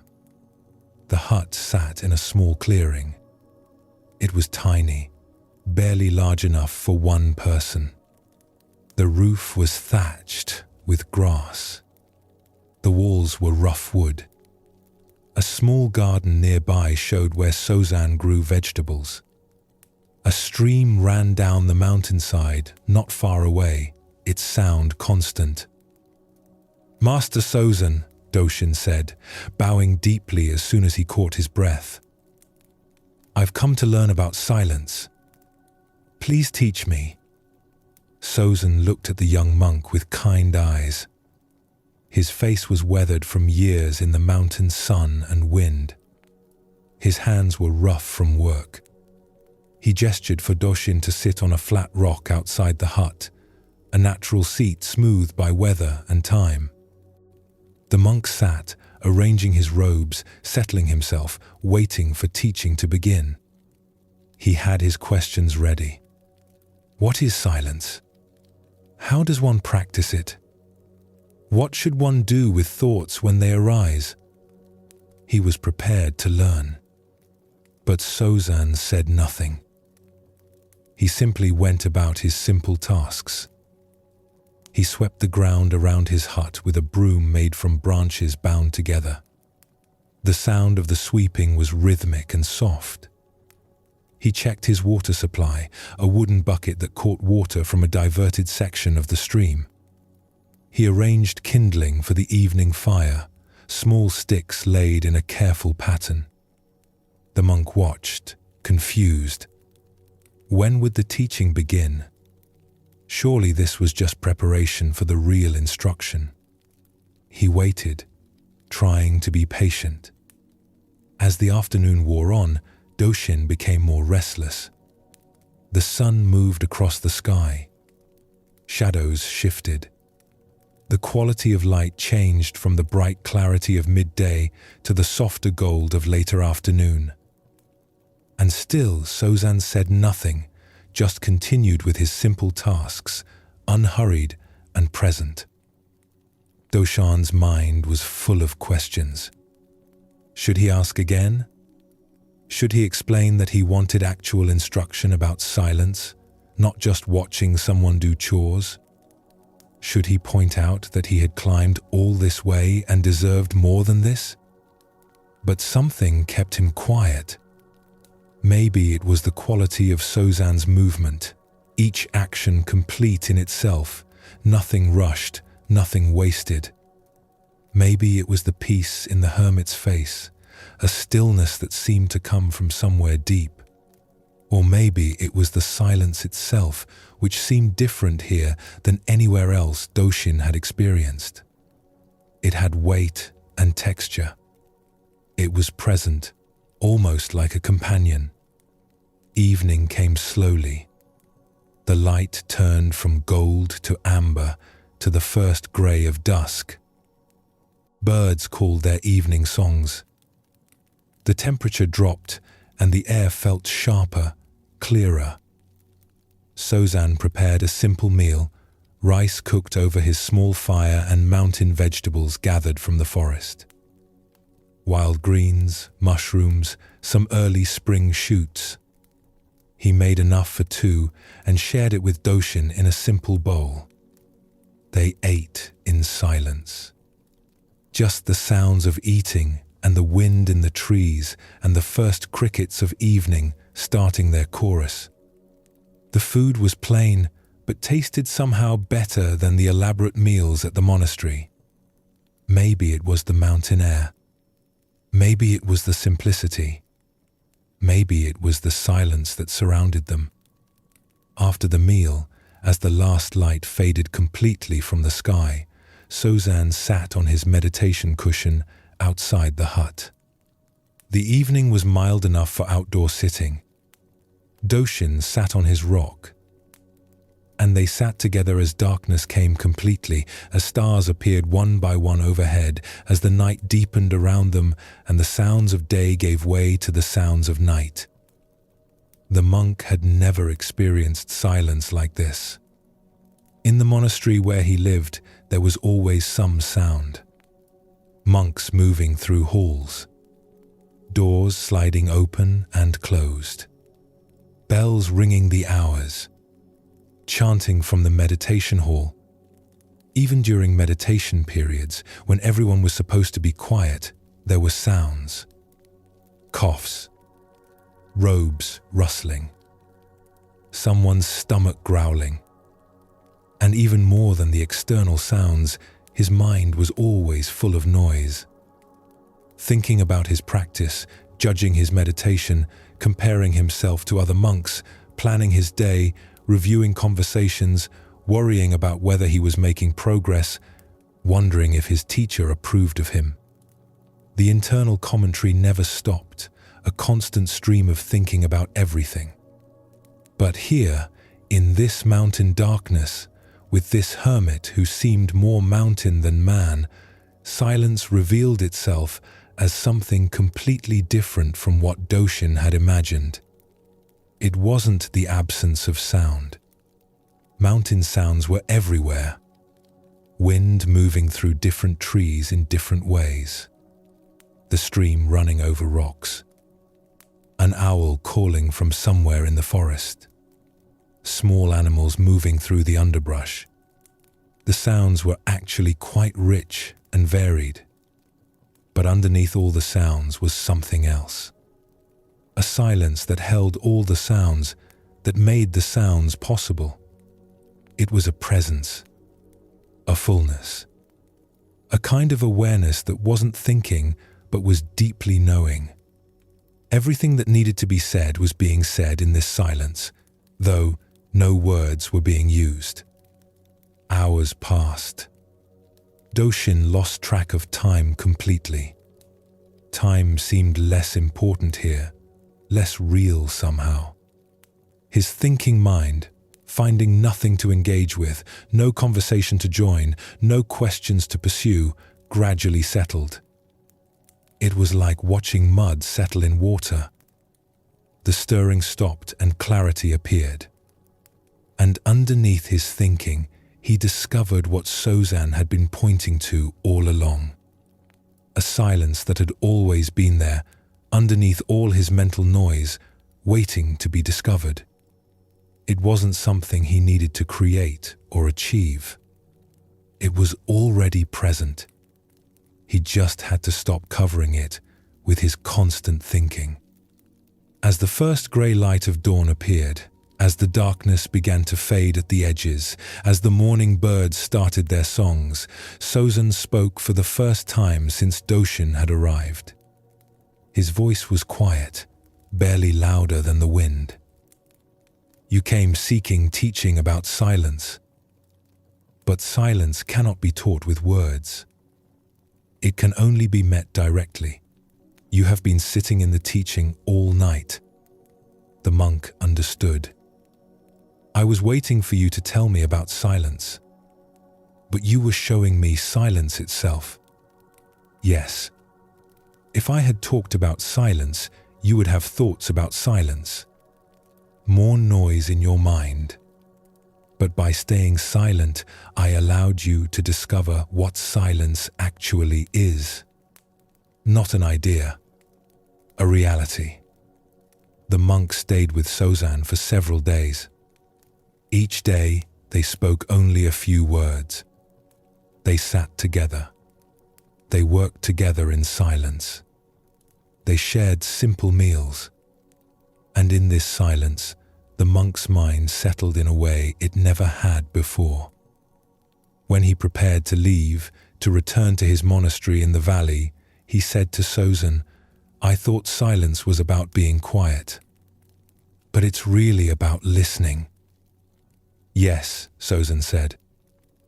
When you stop filling every moment with your own noise, you can hear what's actually here. The mountain has been speaking all along. The wind has been teaching. But you couldn't hear them through all your thinking. What should I do when I return to the noise of the monastery? Carry this silence with you. It's not dependent on external quiet. It's an inner stillness. You can be silent in the midst of sound. You can be still while moving. The silence we've shared here isn't in the mountain. It's in you. You just needed quiet enough to discover it. This teaching about silence that Zen Buddhism offers isn't about external quiet, though external quiet can help us discover it. It's about an inner stillness, a quality of awareness that isn't disturbed by sound or movement or activity. You can be in a crowded place and touch this silence. You can be in the middle of activity and rest in this stillness. Because the silence isn't out there. It's the nature of awareness itself, the space in which all experience arises. When you identify with your thoughts, you're in constant noise. The thinking never stops. Even when you're trying to be quiet, the mind chatters. But when you recognize yourself as the awareness in which thoughts arise, you discover you're already silent. Thoughts come and go, but the awareness that knows them is still and silent. Most of us have experienced this silence briefly, even if we didn't name it that way. A moment when thinking stopped and you were just present. Looking at a sunset, and for a few seconds there was no commentary, just seeing. Listening to music and losing yourself completely, no thoughts, just sound. These moments of silence are always available. We just usually miss them because we're so busy thinking. In a village at the edge of a forest, there was a woman named Kay who was known for her skill in the tea ceremony. She had studied the formal ceremony for many years, learning each precise movement, each traditional element, each piece of equipment, and its proper use. She had learned from masters in the city, spent years perfecting the forms, memorizing the sequences, understanding the meanings. But as she grew older, something in her practice changed. It became less about the elaborate forms and more about something essential underneath them. Her ceremonies became simpler with fewer elements. She used only what was necessary, letting go of anything ornamental or extra. And more than the physical simplicity, her ceremonies became quieter. Less talking before, during, and after. Less explanation of what she was doing or why. More silence. long pauses between movements, space between each action, as if the silence itself was part of the ceremony. People who came to her tea ceremonies often left feeling changed, though they couldn't quite say what had changed them. It wasn't the tea itself, though that was good. It wasn't the beauty of the setup, though Kay's arrangements were simple and lovely. It was something about the quality of presence, the depth of silence that touched something in them. One winter, a young woman named Yuri came to learn from Kay. Yuri had studied tea ceremony in the city, where the practice was formal and elaborate. Many rules, many pieces of equipment, many things to remember and perform correctly. She had learned it all and done well, but she felt something was missing. The ceremony felt more like performance than practice, more about showing skill than being present. She had heard about Kay, about the simple ceremonies that somehow went deeper than the elaborate ones. So she traveled to the village and asked to study. On a cold afternoon, with snow falling softly outside, Kay invited Yuri to join her for tea. It was their first ceremony together. The tea room was small and spare, smaller than any tea room Yuri had used in the city. The walls were plain wood, unpainted. The floor had simple tatami mats, well worn but clean. A single hanging scroll showed a circle brushed in black ink. Just a circle, nothing more. The alcove held no flower arrangement, unusual for a tea ceremony. The only sound was the gentle bubbling of water heating over charcoal, a sound called wind in the pines by those who knew tea. Kay moved through the ceremony with great care, but also with long pauses that Yuri found surprising. She would make one movement, the folding of a cloth, and then sit in stillness for what felt like a full minute before the next movement. She would pour water, then pause again, just being present. The silence between actions seemed as important as the actions themselves. Yuri watched, trying to learn the technique, trying to understand what she was supposed to be learning. But there was no complicated technique to observe. Kay's movements were simple, even basic. Nothing fancy. Nothing that required years of training to perform. What made the ceremony powerful was something else. The quality of presence Kay brought to each action. The silence she carried with her. The way she was completely present to each moment without rushing ahead to the next. The tea itself, when it came, was made with great care, but no fussiness. The temperature was right. The amount was right. But more than the technical correctness, there was a feeling of completeness in the making. As if nothing else in the world existed in that moment except the making of this tea. After Kay had served the tea and Yuri had drunk it, following the traditional forms she had learned in the city, they sat together. The silence stretched out. It wasn't uncomfortable, but it was unfamiliar to Yuri.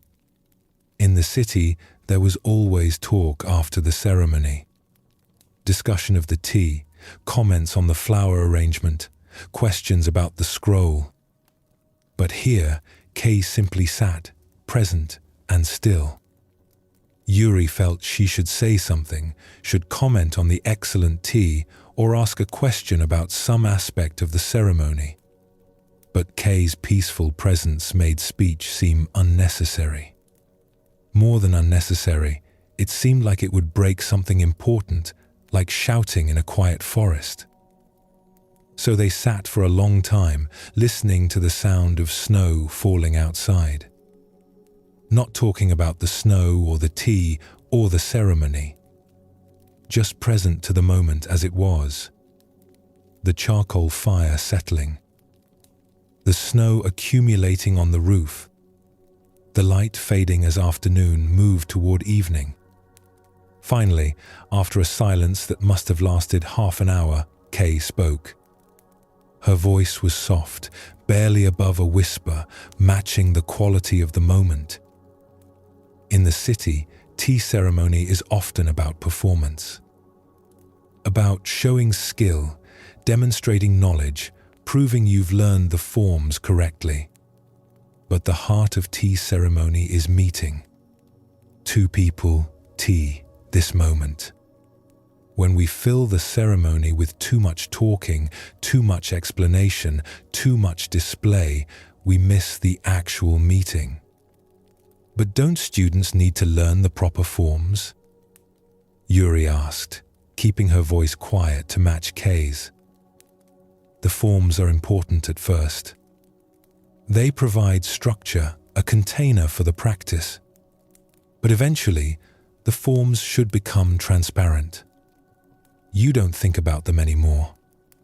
They happen naturally, like breathing.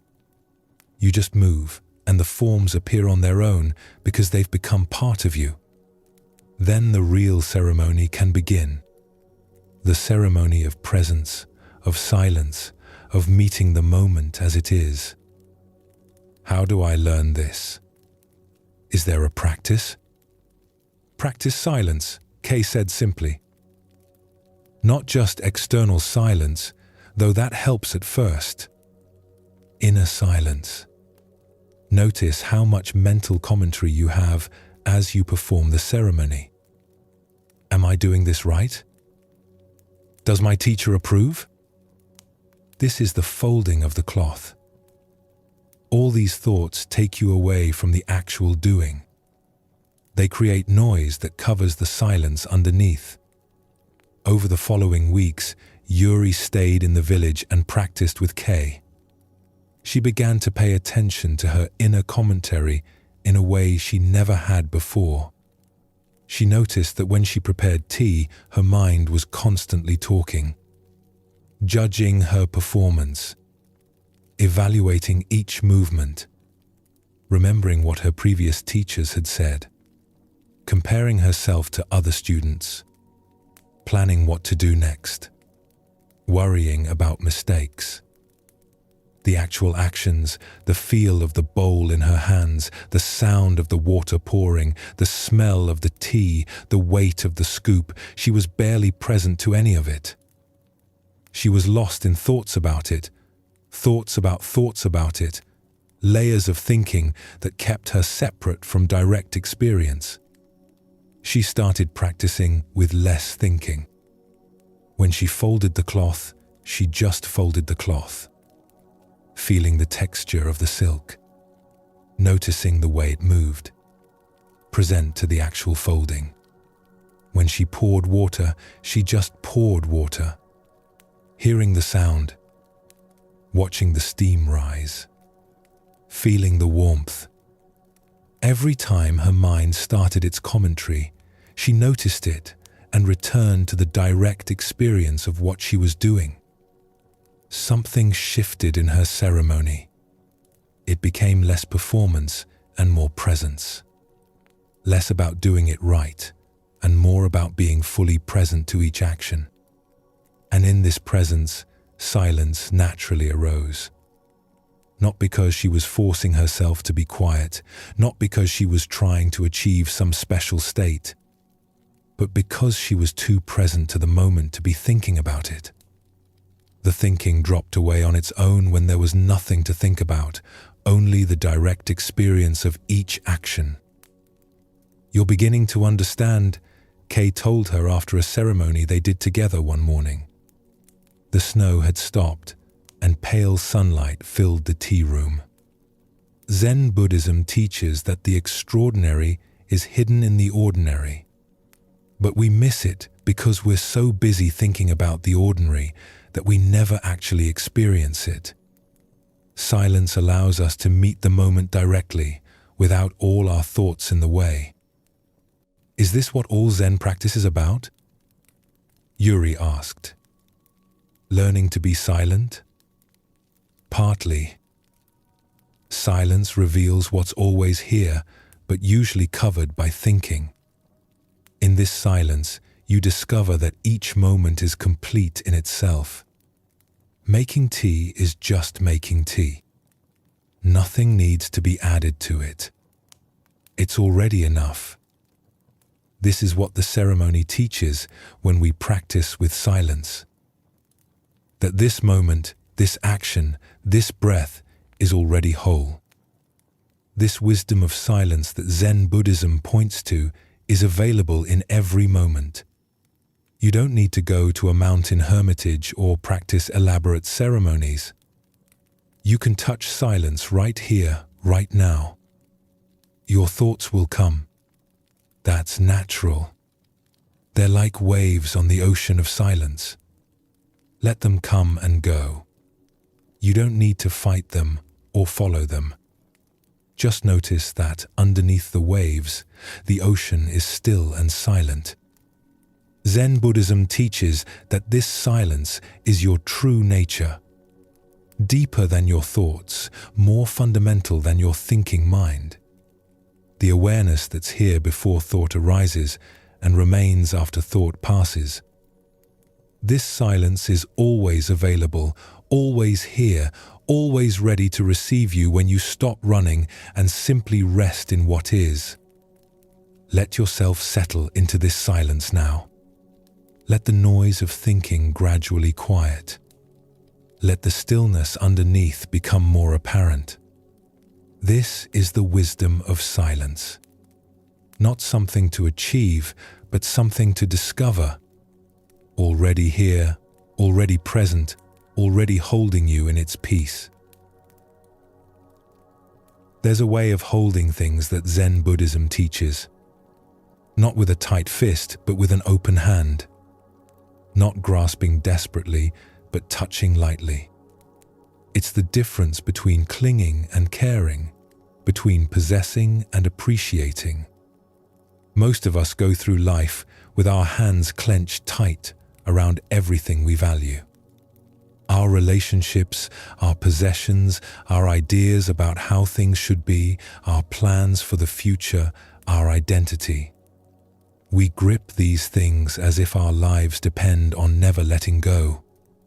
And in this gripping, we create tremendous suffering. Because life is change. Everything flows. Nothing stays the same. The moment you grasp something tightly, trying to freeze it in place, it's already changing. The relationship evolves. The possession wears out. The plan falls apart. Your body ages. People leave. Nothing you can hold on to will stay exactly as it is. This doesn't mean you shouldn't care about things. Zen Buddhism isn't teaching indifference or coldness. It's teaching a different way of caring. A way that allows things to be what they are, to change as they must, without your attachment adding suffering to the natural flow of life. Think of holding a bird. If you grip it too tightly, you hurt it. You might even kill it. If you don't hold it at all, it flies away and you never experience its presence. But if you hold it gently, with an open hand, it can rest there freely. And when it's time for it to fly, you can let it go without grief, knowing that its nature is to fly. This is how Zen teaching invites us to hold everything in life. Lightly, with appreciation rather than possession, with care rather than clinging, knowing that all things arise, stay for a time, and pass away, and that our grasping doesn't change this. It only makes the passing more painful. There was a master named Soyen who lived in a small temple in a mountain valley. The temple was modest, just a few buildings arranged around a simple courtyard. He was known throughout the region for his simple way of living and his deep calm in the face of change. Students came to him to learn this quality of equanimity, this ability to meet both gain and loss with the same peaceful presence. Soyen had very few possessions. His room held a sleeping mat, a few robes, some books, and little else. But among his few things, there was one item he used daily and treasured for its simple beauty. A tea bowl, pale blue with a glaze that showed patterns like clouds drifting across a sky. He had received it 20 years earlier from his teacher, and he had used it every day since. The bowl fit perfectly in his hands.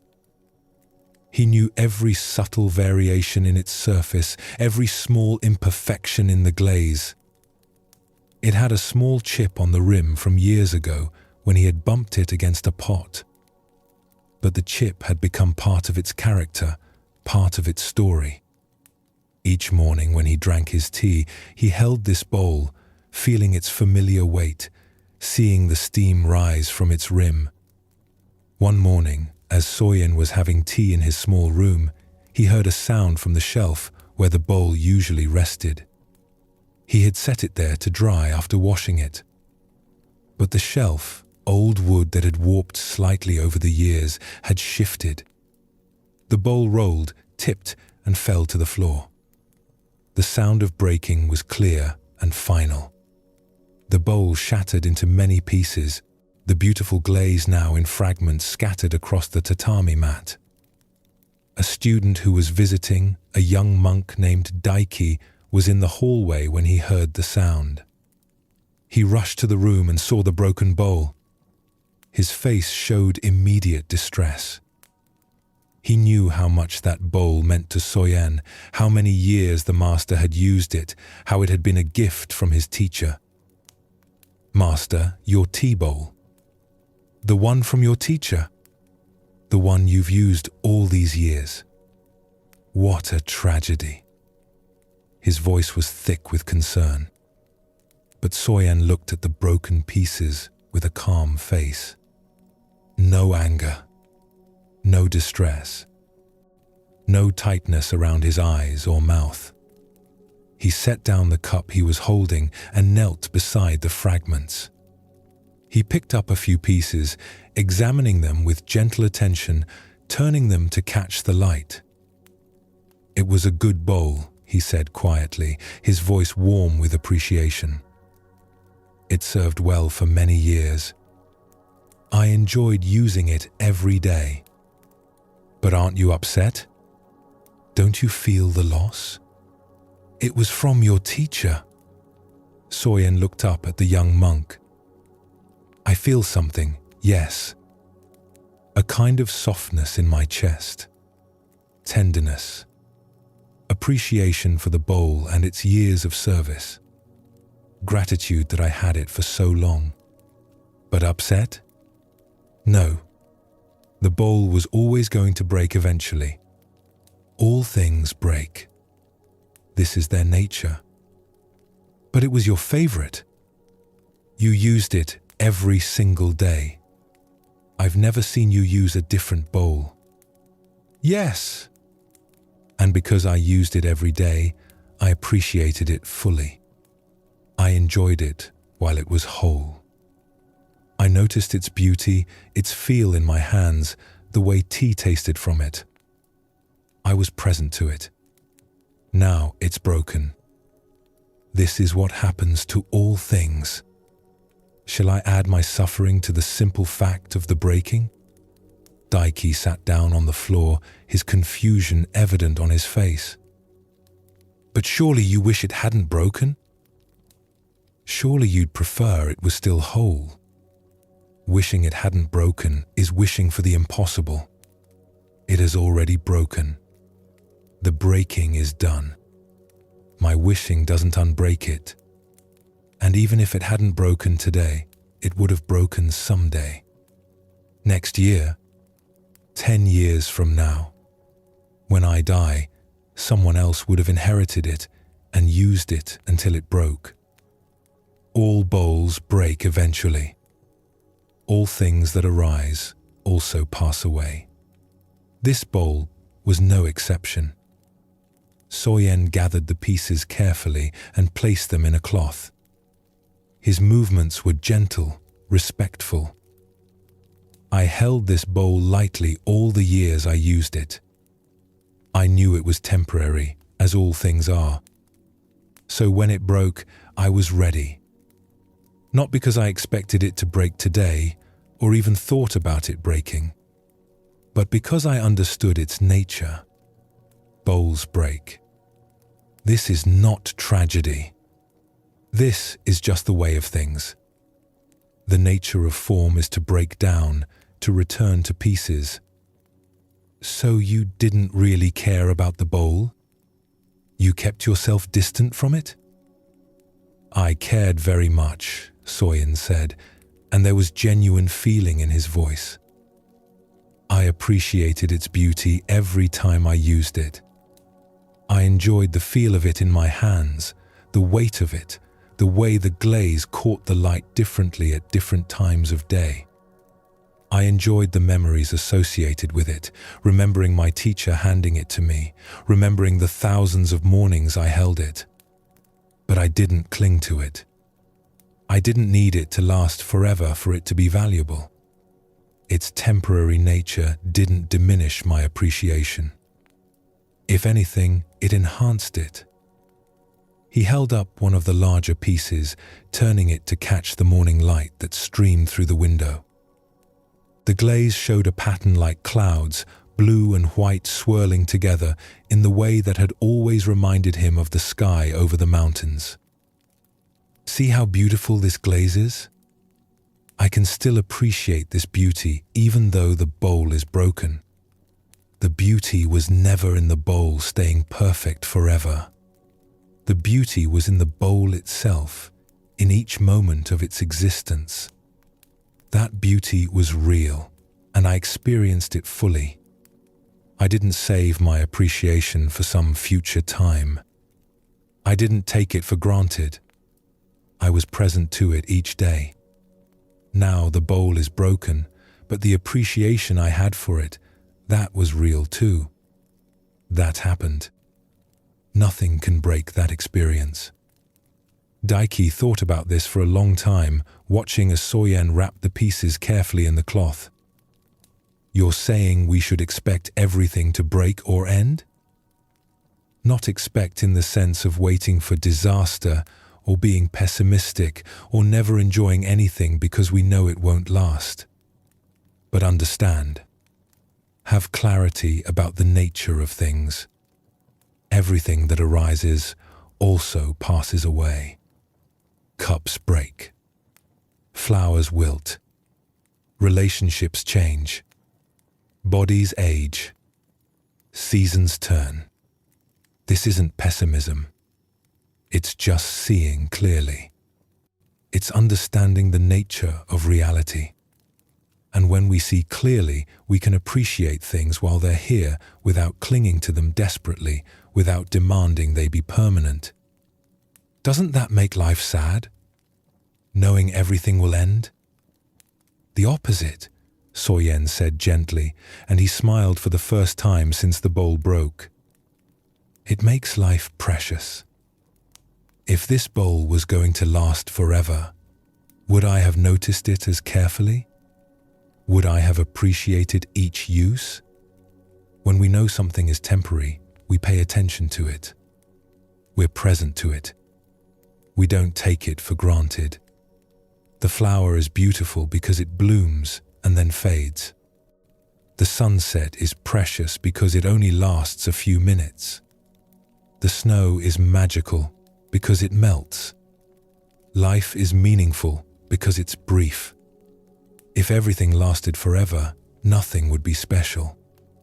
He swept the remaining fragments into the cloth and stood up. This is what Zen Buddhism means by holding life lightly. Not caring less, but clinging less. Not loving less, but grasping less. Appreciating fully while present, releasing gracefully when the time comes. The bowl served its purpose. It brought beauty and utility to my life for many years. Now it's broken. I'm grateful for what it gave, and I let it go without adding suffering to the simple fact of change. He paused, looking at the wrapped cloth in his hands.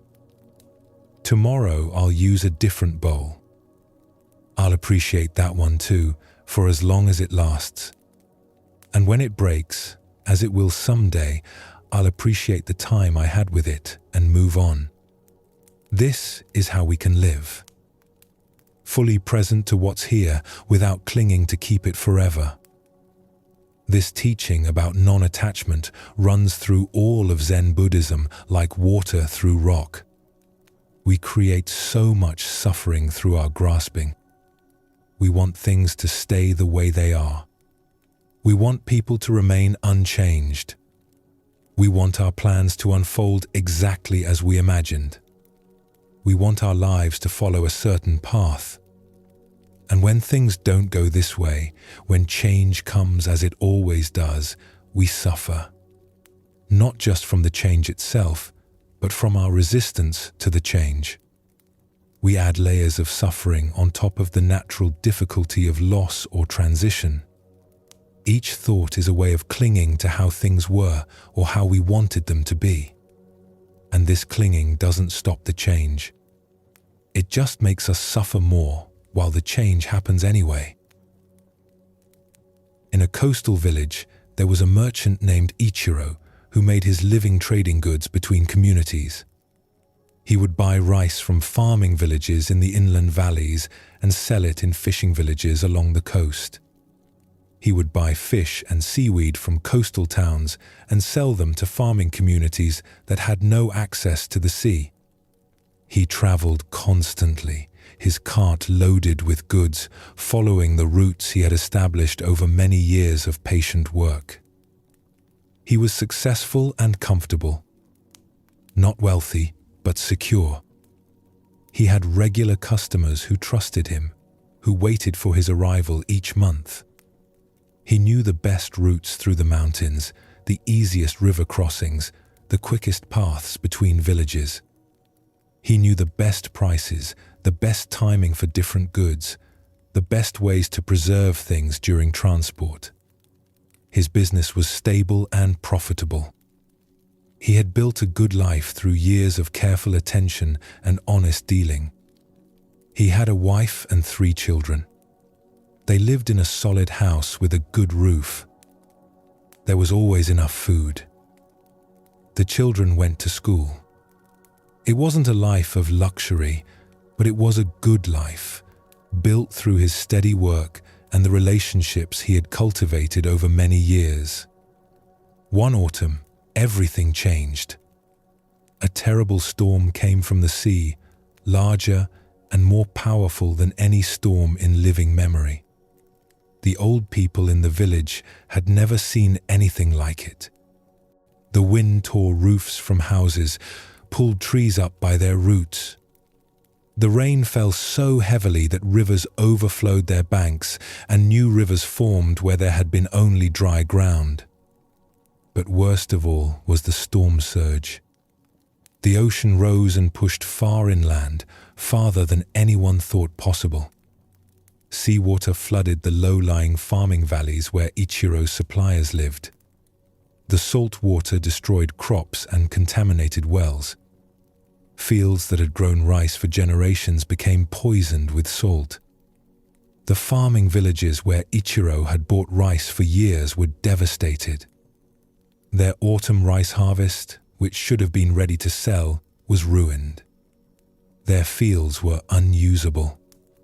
Their storage buildings were damaged or destroyed. They had nothing to sell. More than that, they needed help just to survive. The fishing villages were damaged too, though in different ways. Boats were smashed against rocks or sunk in the harbor. Fishing equipment was lost. Houses near the water were destroyed or damaged. The docks needed rebuilding. The normal patterns of life and trade that Ichiro depended on were completely disrupted. For several days after the storm, Ichiro just tried to help with the immediate crisis. Searching for survivors, clearing debris, bringing water from uncontaminated wells. But as the emergency passed and people began to think about the future, he started to realize the full extent of what had changed. He stood beside his cart one morning, looking at his carefully organized goods.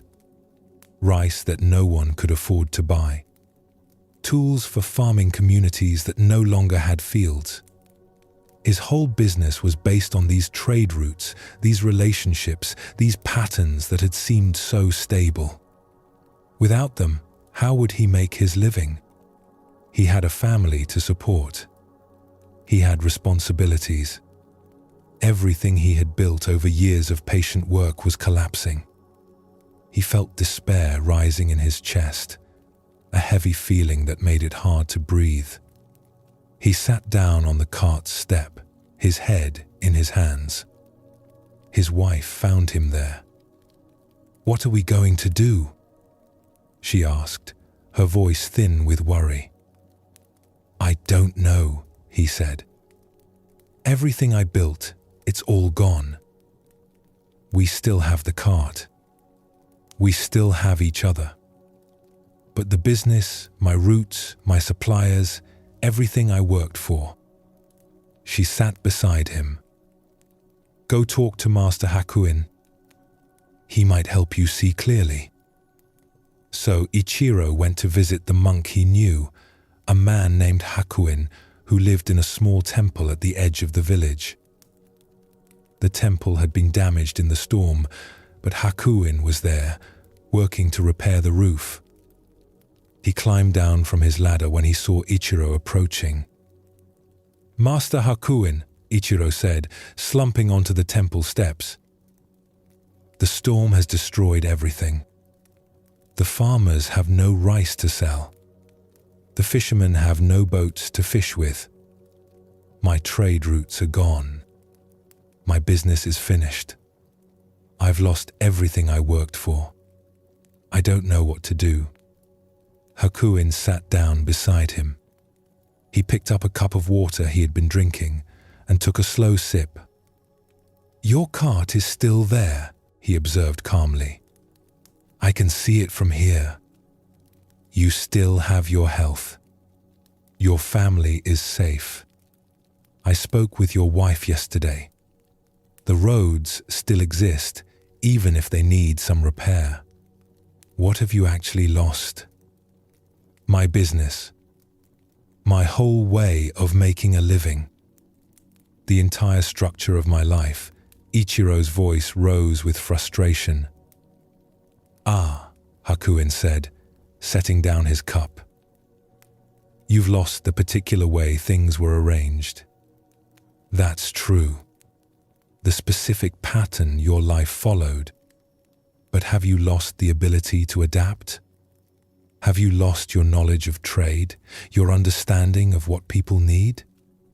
Have you lost your relationships with people, the trust you built over years? Or have you only lost your attachment to things staying exactly as they were?"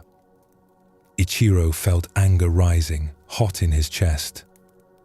"You don't understand. This isn't about attachment. This is about survival. How will I feed my family? How will I pay for my children's schooling?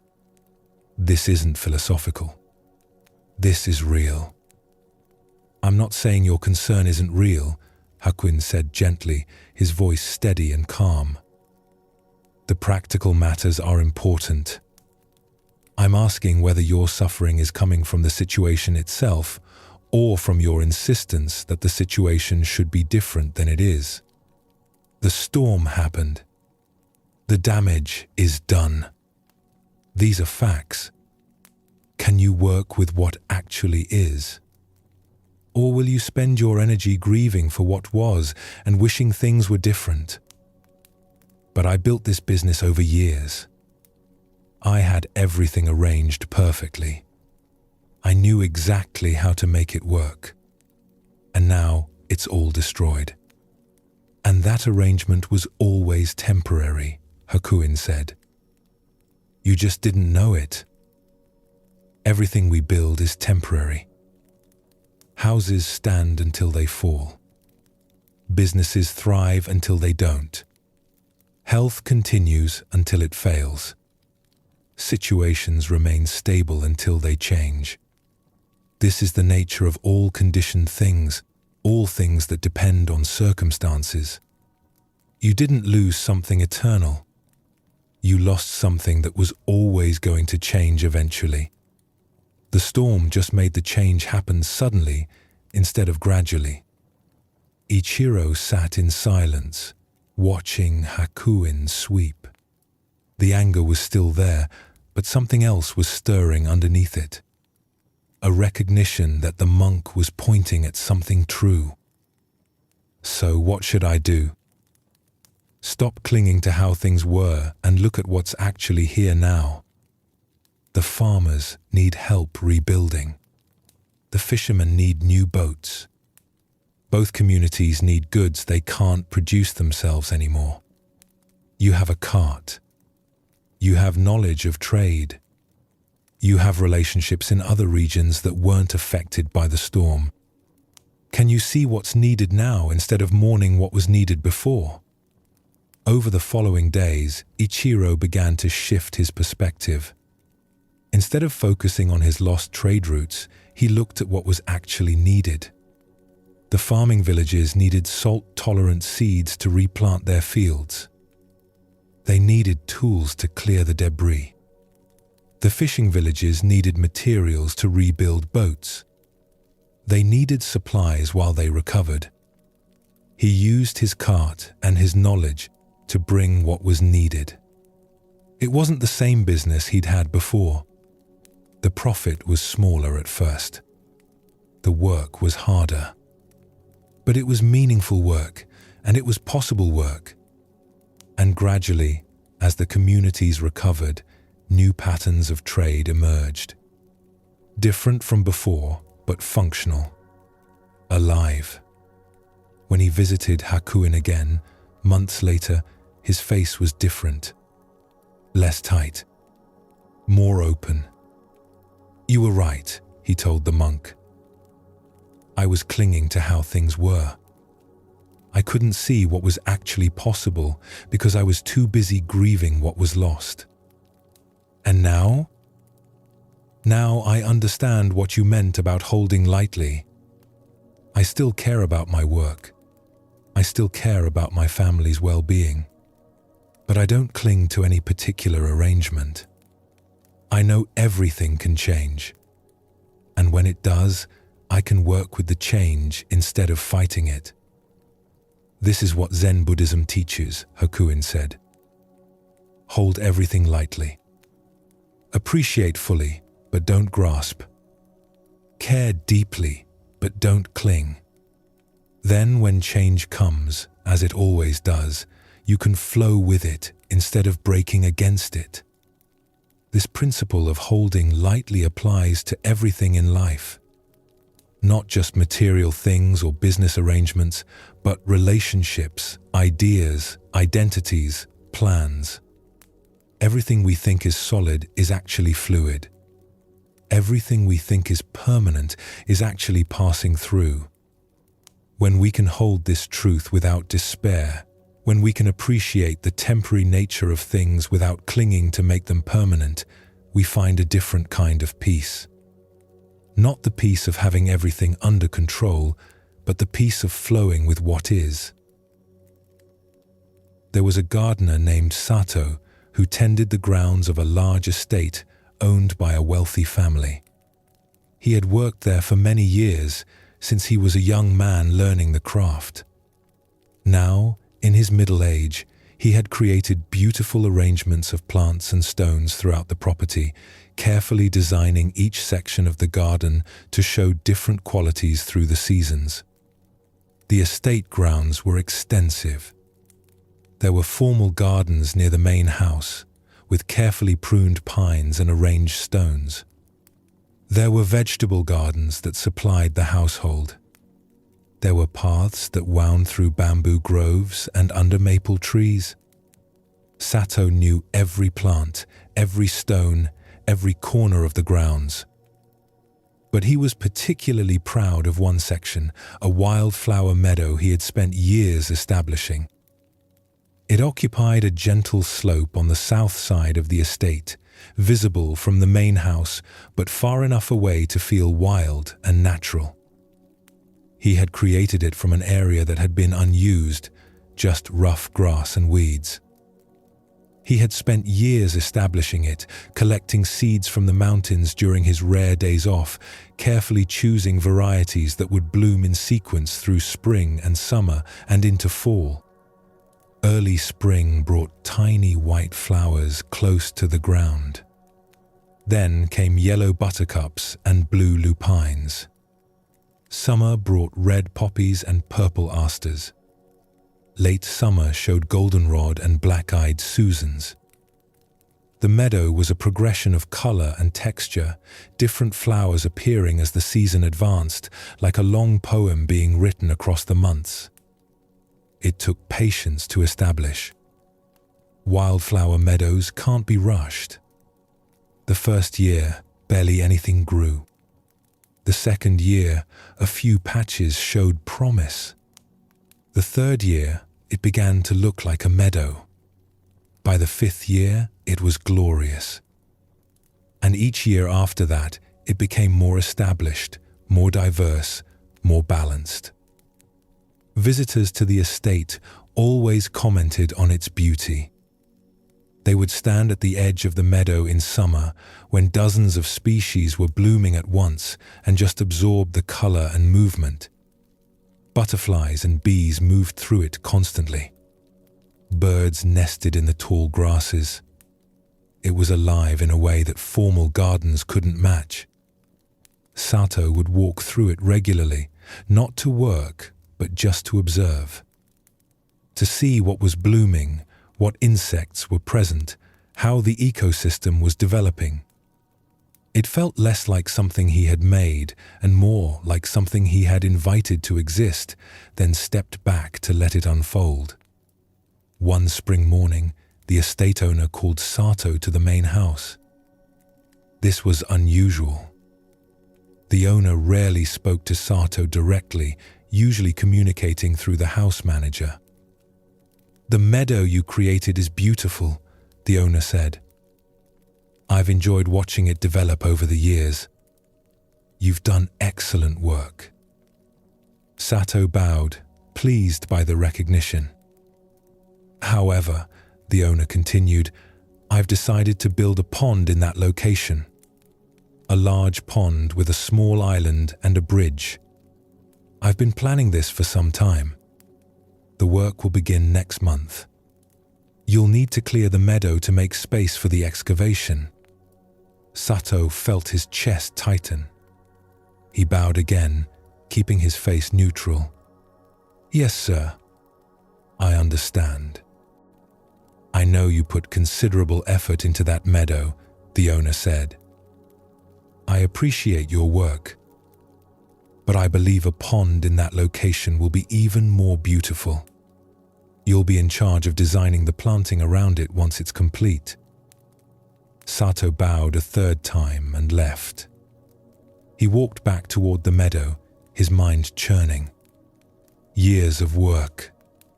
His most beautiful creation. All the careful selection, the patient establishment, the watching and tending as it developed. Gone, replaced with a pond. He felt anger rising. The owner didn't understand how much work had gone into the meadow, how carefully it had been designed, how perfectly balanced it had become. He felt grief welling up. The meadow would be destroyed, dug up, turned into a hole in the ground. And beneath the anger and grief, there was resentment. His work wasn't valued. Years of effort dismissed for a new project. The owner thought a pond could just replace what had taken so long to create. He reached the meadow and stood at its edge. Early spring flowers were just beginning to bloom. In a few weeks, the whole meadow would be magnificent, the first wave of color spreading across the slope. And then it would be destroyed, every plant dug up, the soil disrupted, everything he had nurtured torn apart. As he stood there, his thoughts spiraling, a bee landed on a small flower near his foot. One of the earliest bloomers, a tiny blue flower that grew close to the ground. He watched the bee move from bloom to bloom, its legs thick with yellow pollen. It flew off to another patch of flowers, then another, moving through the meadow with complete presence. The bee didn't know this meadow would soon be gone. It didn't know that in a month, these flowers would be buried under piles of excavated earth. It was just fully present to the flowers that were here now. This bloom, this moment, this perfect spring morning. Something shifted in Sato as he watched. The bee's complete presence to this moment, without any concern for the past or future. Just this flower. Just this moment. Nothing else. He realized he could spend the next month grieving what would be lost, making himself miserable before the meadow was even touched. He could be angry and resentful, carrying those feelings every day until the work began. Or he could appreciate the meadow fully while it was still here. Every flower, every bee, every breeze moving through the grasses, every morning walk, every evening observation. He chose appreciation. Each day he walked through the meadow with full attention, noticing everything. The particular yellow of the early buttercups, bright as small suns. The way the grasses bent in the wind, all moving together like water. The sound of insects, a constant hum in the warm afternoons. The smell of earth and growing things, rich and alive. The feeling of walking through something wild and beautiful that he had helped bring into existence. He didn't think about the coming destruction. When thoughts of the pond arose, he noticed them and returned to what was actually here now. The meadow as it was in this moment. Not as it would be or wouldn't be. Just as it was. The flowers progressed through their sequence. The early blues and whites gave way to yellow and purple. Each stage was complete in itself, perfect for its time. Sato was present to all of it, more present than he had been in years. The impending loss had paradoxically made him more attentive, more grateful for what was here while it lasted. When the workers came to clear the land, Sato was there. He helped them carefully, making sure to save seeds from his favorite plants. He collected them in cloth bags, labeled them, stored them carefully. He knew he could use them elsewhere, create new gardens in different places, maybe a smaller wildflower area near the vegetable gardens. The particular meadow was ending, but what he had learned creating it could live on in other forms. As the pond began to take shape over the following months, Sato found himself becoming interested in it, despite his initial resistance. What plants would grow well at its edges? How would the water reflect the sky and the surrounding trees? What possibilities did this new feature offer? What about water plants he had never worked with before? He realized he was holding his work lightly now, in a way he never had before with the meadow. He still cared deeply about the gardens. He still put his full attention and skill into every detail. But he wasn't clinging to any particular arrangement. Gardens changed. That was their nature. Plants grew and died. Designs evolved. The estate owner's preferences shifted. Nothing stayed the same. This lightness didn't make him care less about his work. If anything, it made him more present. Because he wasn't spending his energy trying to make things permanent, trying to freeze one beautiful moment into forever, he could fully appreciate each stage of the garden's life. Each season was complete in itself. Each garden was perfect for its time. even knowing that time would pass and things would change. This is what Zen Buddhism points to with its teaching about non-attachment. It's not about caring less or becoming cold or distant. It's about caring without clinging, appreciating without possessing, enjoying things fully while they're here, releasing them gracefully when they go.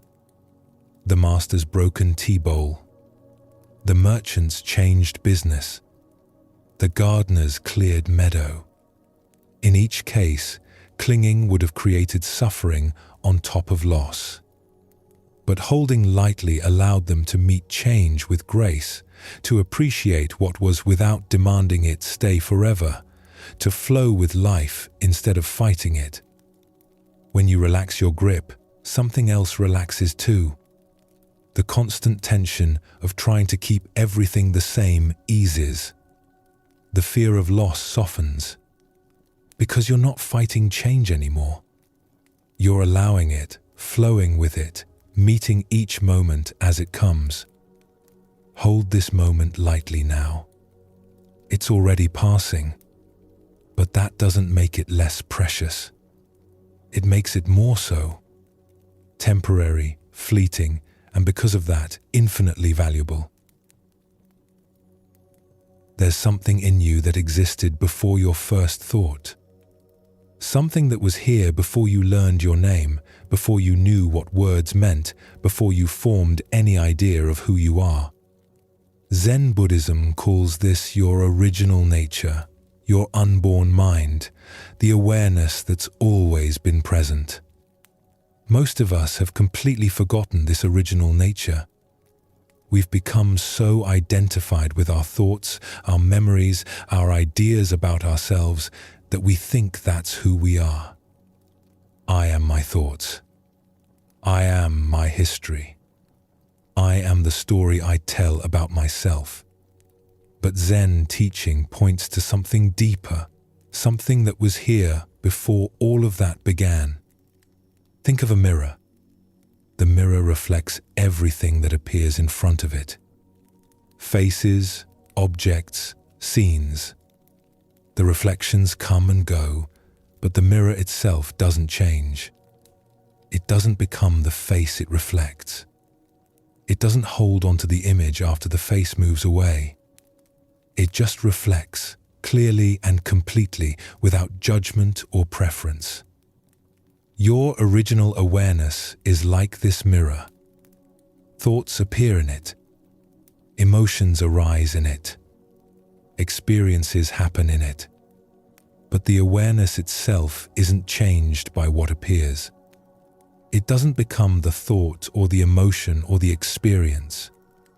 It simply knows them, the way a mirror simply reflects. This awareness is what you truly are, beneath all the layers of identity and story and accumulated experience. It's been here your whole life, watching everything unfold. It was here when you were an infant, before language. It's here now, reading these words. It will be here tomorrow.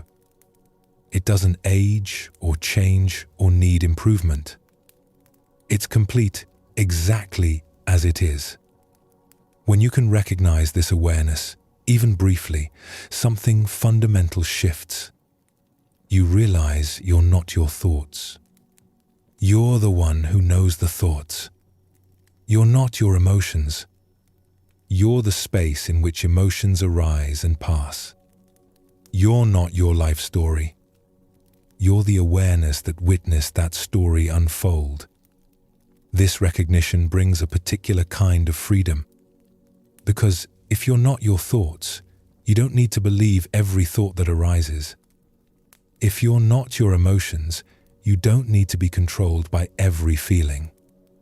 If you're not your story, you don't need to keep living according to a script written in the past. You can rest in the awareness itself, which is always fresh, always present, always free. In a village near a river, there lived a teacher named Eshun who was known for her ability to point students directly to their original nature. She didn't use complicated explanations or lengthy discourses. She didn't give elaborate teachings that required years to understand. She had a simple, direct way of showing people what was already obvious, if only they would look in the right direction. Her room was modest, just a single space in a small house near the temple. She lived simply, with few possessions. But people came to her from surrounding villages, seeking understanding. One day, a mother brought her young daughter to visit Eshun. The girl was perhaps 5 years old, with bright eyes and an open, curious face. She walked with the unself-conscious presence that young children have, not yet fully lost in thought, still partly inhabiting the immediate experience of being alive. The mother wanted her daughter to receive a blessing from the teacher, as was customary in that region. Parents brought their children to respected teachers, hoping some wisdom would be passed on, some protection offered. Eshun invited them into her simple room. She welcomed them with a gentle bow. The girl looked around with interest, taking in everything. The clean tatami mats worn smooth by years of use. The small alcove with its hanging scroll showing a simple circle in black ink. The window that showed the garden outside, where bamboo moved in the morning breeze. "Come here, little one," Eshun said gently, gesturing for the girl to sit beside her on a cushion. The girl came without hesitation and sat, looking up at the teacher with complete attention. Her face showed no self-consciousness, no worry about doing the right thing. Just pure presence. Eshun picked up a small hand mirror that sat near her cushion. It was old and simple, the back made of polished wood that had darkened with age, the glass clear and clean despite its years. She held it carefully, with obvious appreciation for this simple object. "Do you know what this is?" she asked the girl, her voice warm. "A mirror," the girl said immediately, without hesitation. "Good. And what does a mirror do?" The girl thought for a moment, her face serious with consideration. "It shows you your face." "That's right. Let me show you something," Eshun said. She held the mirror up so the girl could see her reflection clearly. "Look. There you are." The girl looked at herself in the mirror, smiling at her own reflection. She made a face, watching it appear in the mirror. She laughed at herself. "You see yourself," Eshun said. "Now watch carefully." She tilted the mirror slowly so it no longer reflected the girl's face. Instead, it showed the window behind them and the garden beyond, the bamboo swaying gently. Now the mirror shows the garden. "Where did your face go?"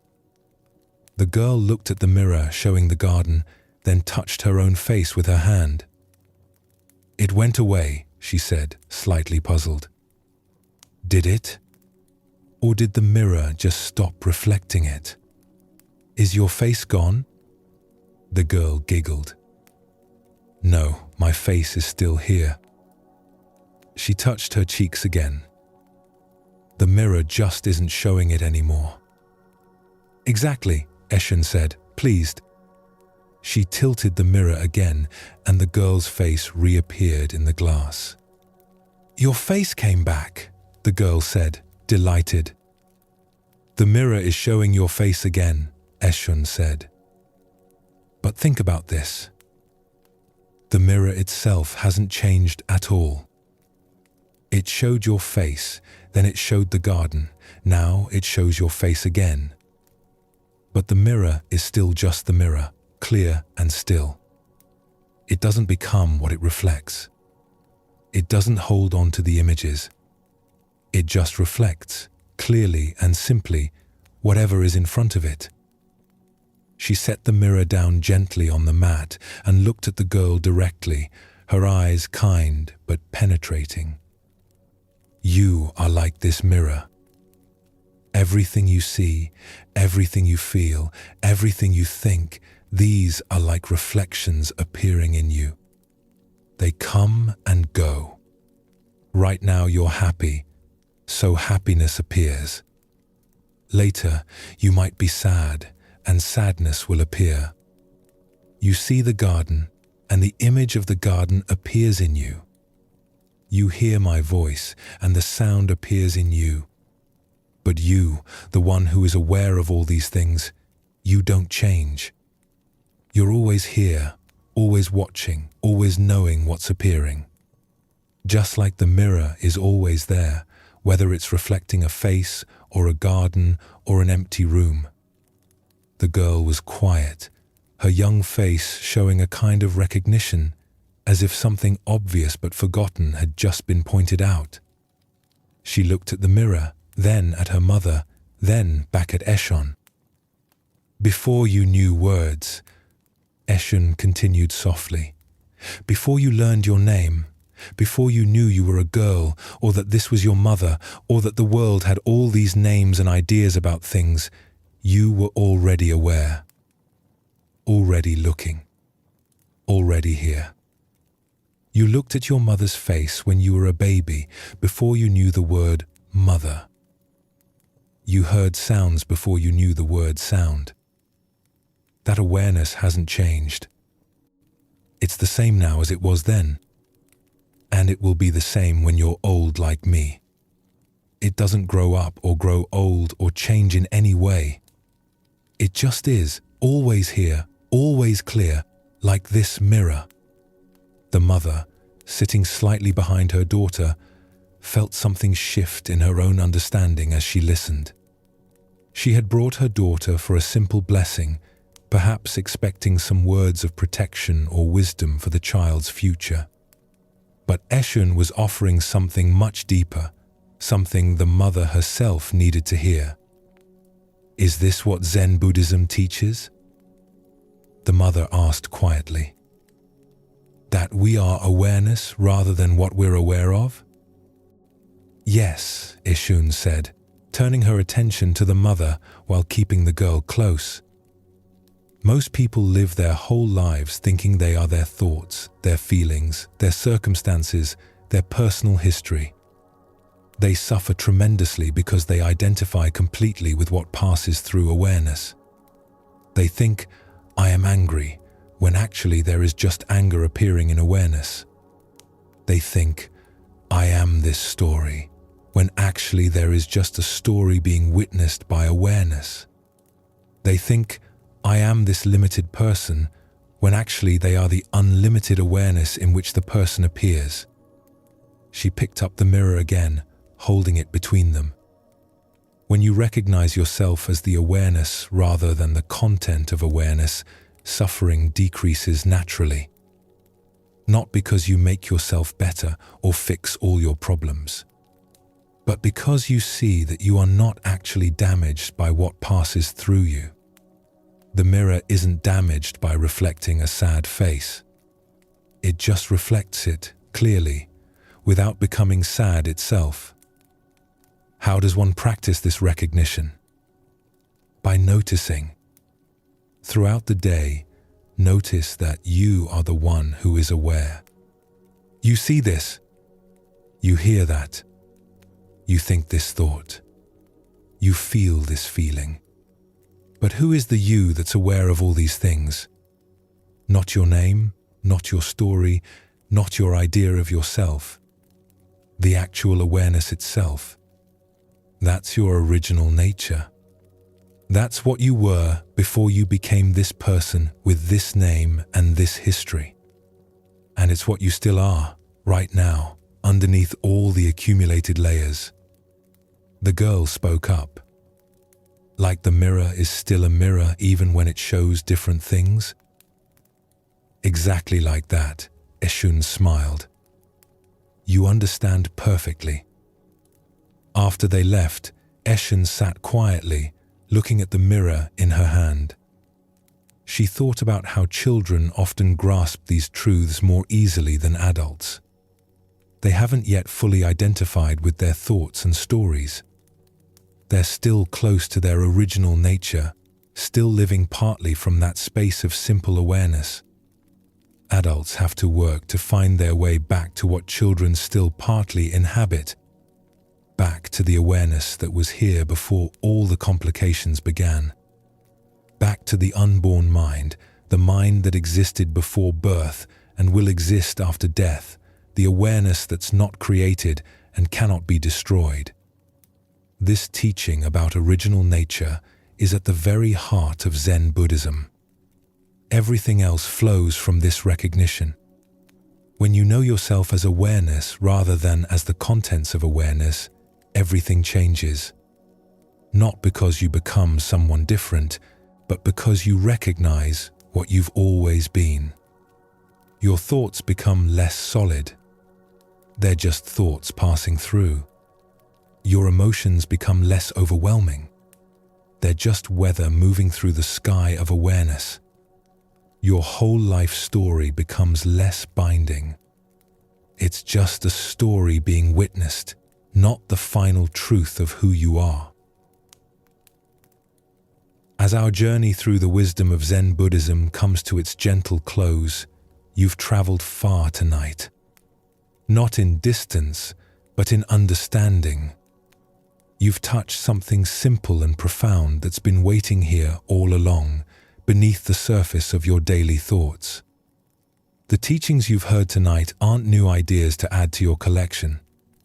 They're not practices to master or goals to achieve. They're more like reminders of what you already know deep down. Invitations to see what's always been here, just waiting for you to notice. You don't need to hold on to anything you've heard. You don't need to remember the details or work to apply the lessons. Like rain falling on soil, these teachings will settle where they need to go. Some will take root immediately. Others will wait until the right season comes. Trust that what's meant for you will find its way without your effort. All the concerns of the day can rest now. All the plans for tomorrow can wait until tomorrow comes. Right now, in this moment, nothing needs your attention. Nothing requires solving. Nothing demands understanding. You can simply be here, breathing, alive, held by this moment exactly as it is. Let your breathing slow completely now. Feel yourself sinking deeper into whatever supports you. Notice how your body knows exactly how to rest when you stop trying to control the process. Your breath finds its own rhythm. Your muscles release their tension. Your mind settles like dust settling in water when the stirring stops. You can let go of being anyone in particular. Let go of maintaining any image or identity. Let go of all the roles you play during the day. For these hours of rest, you can simply be the awareness that witnesses all experience, the stillness that holds all movement, the silence that makes all sound possible. Zen Buddhism has shown you that peace isn't something you must create or achieve.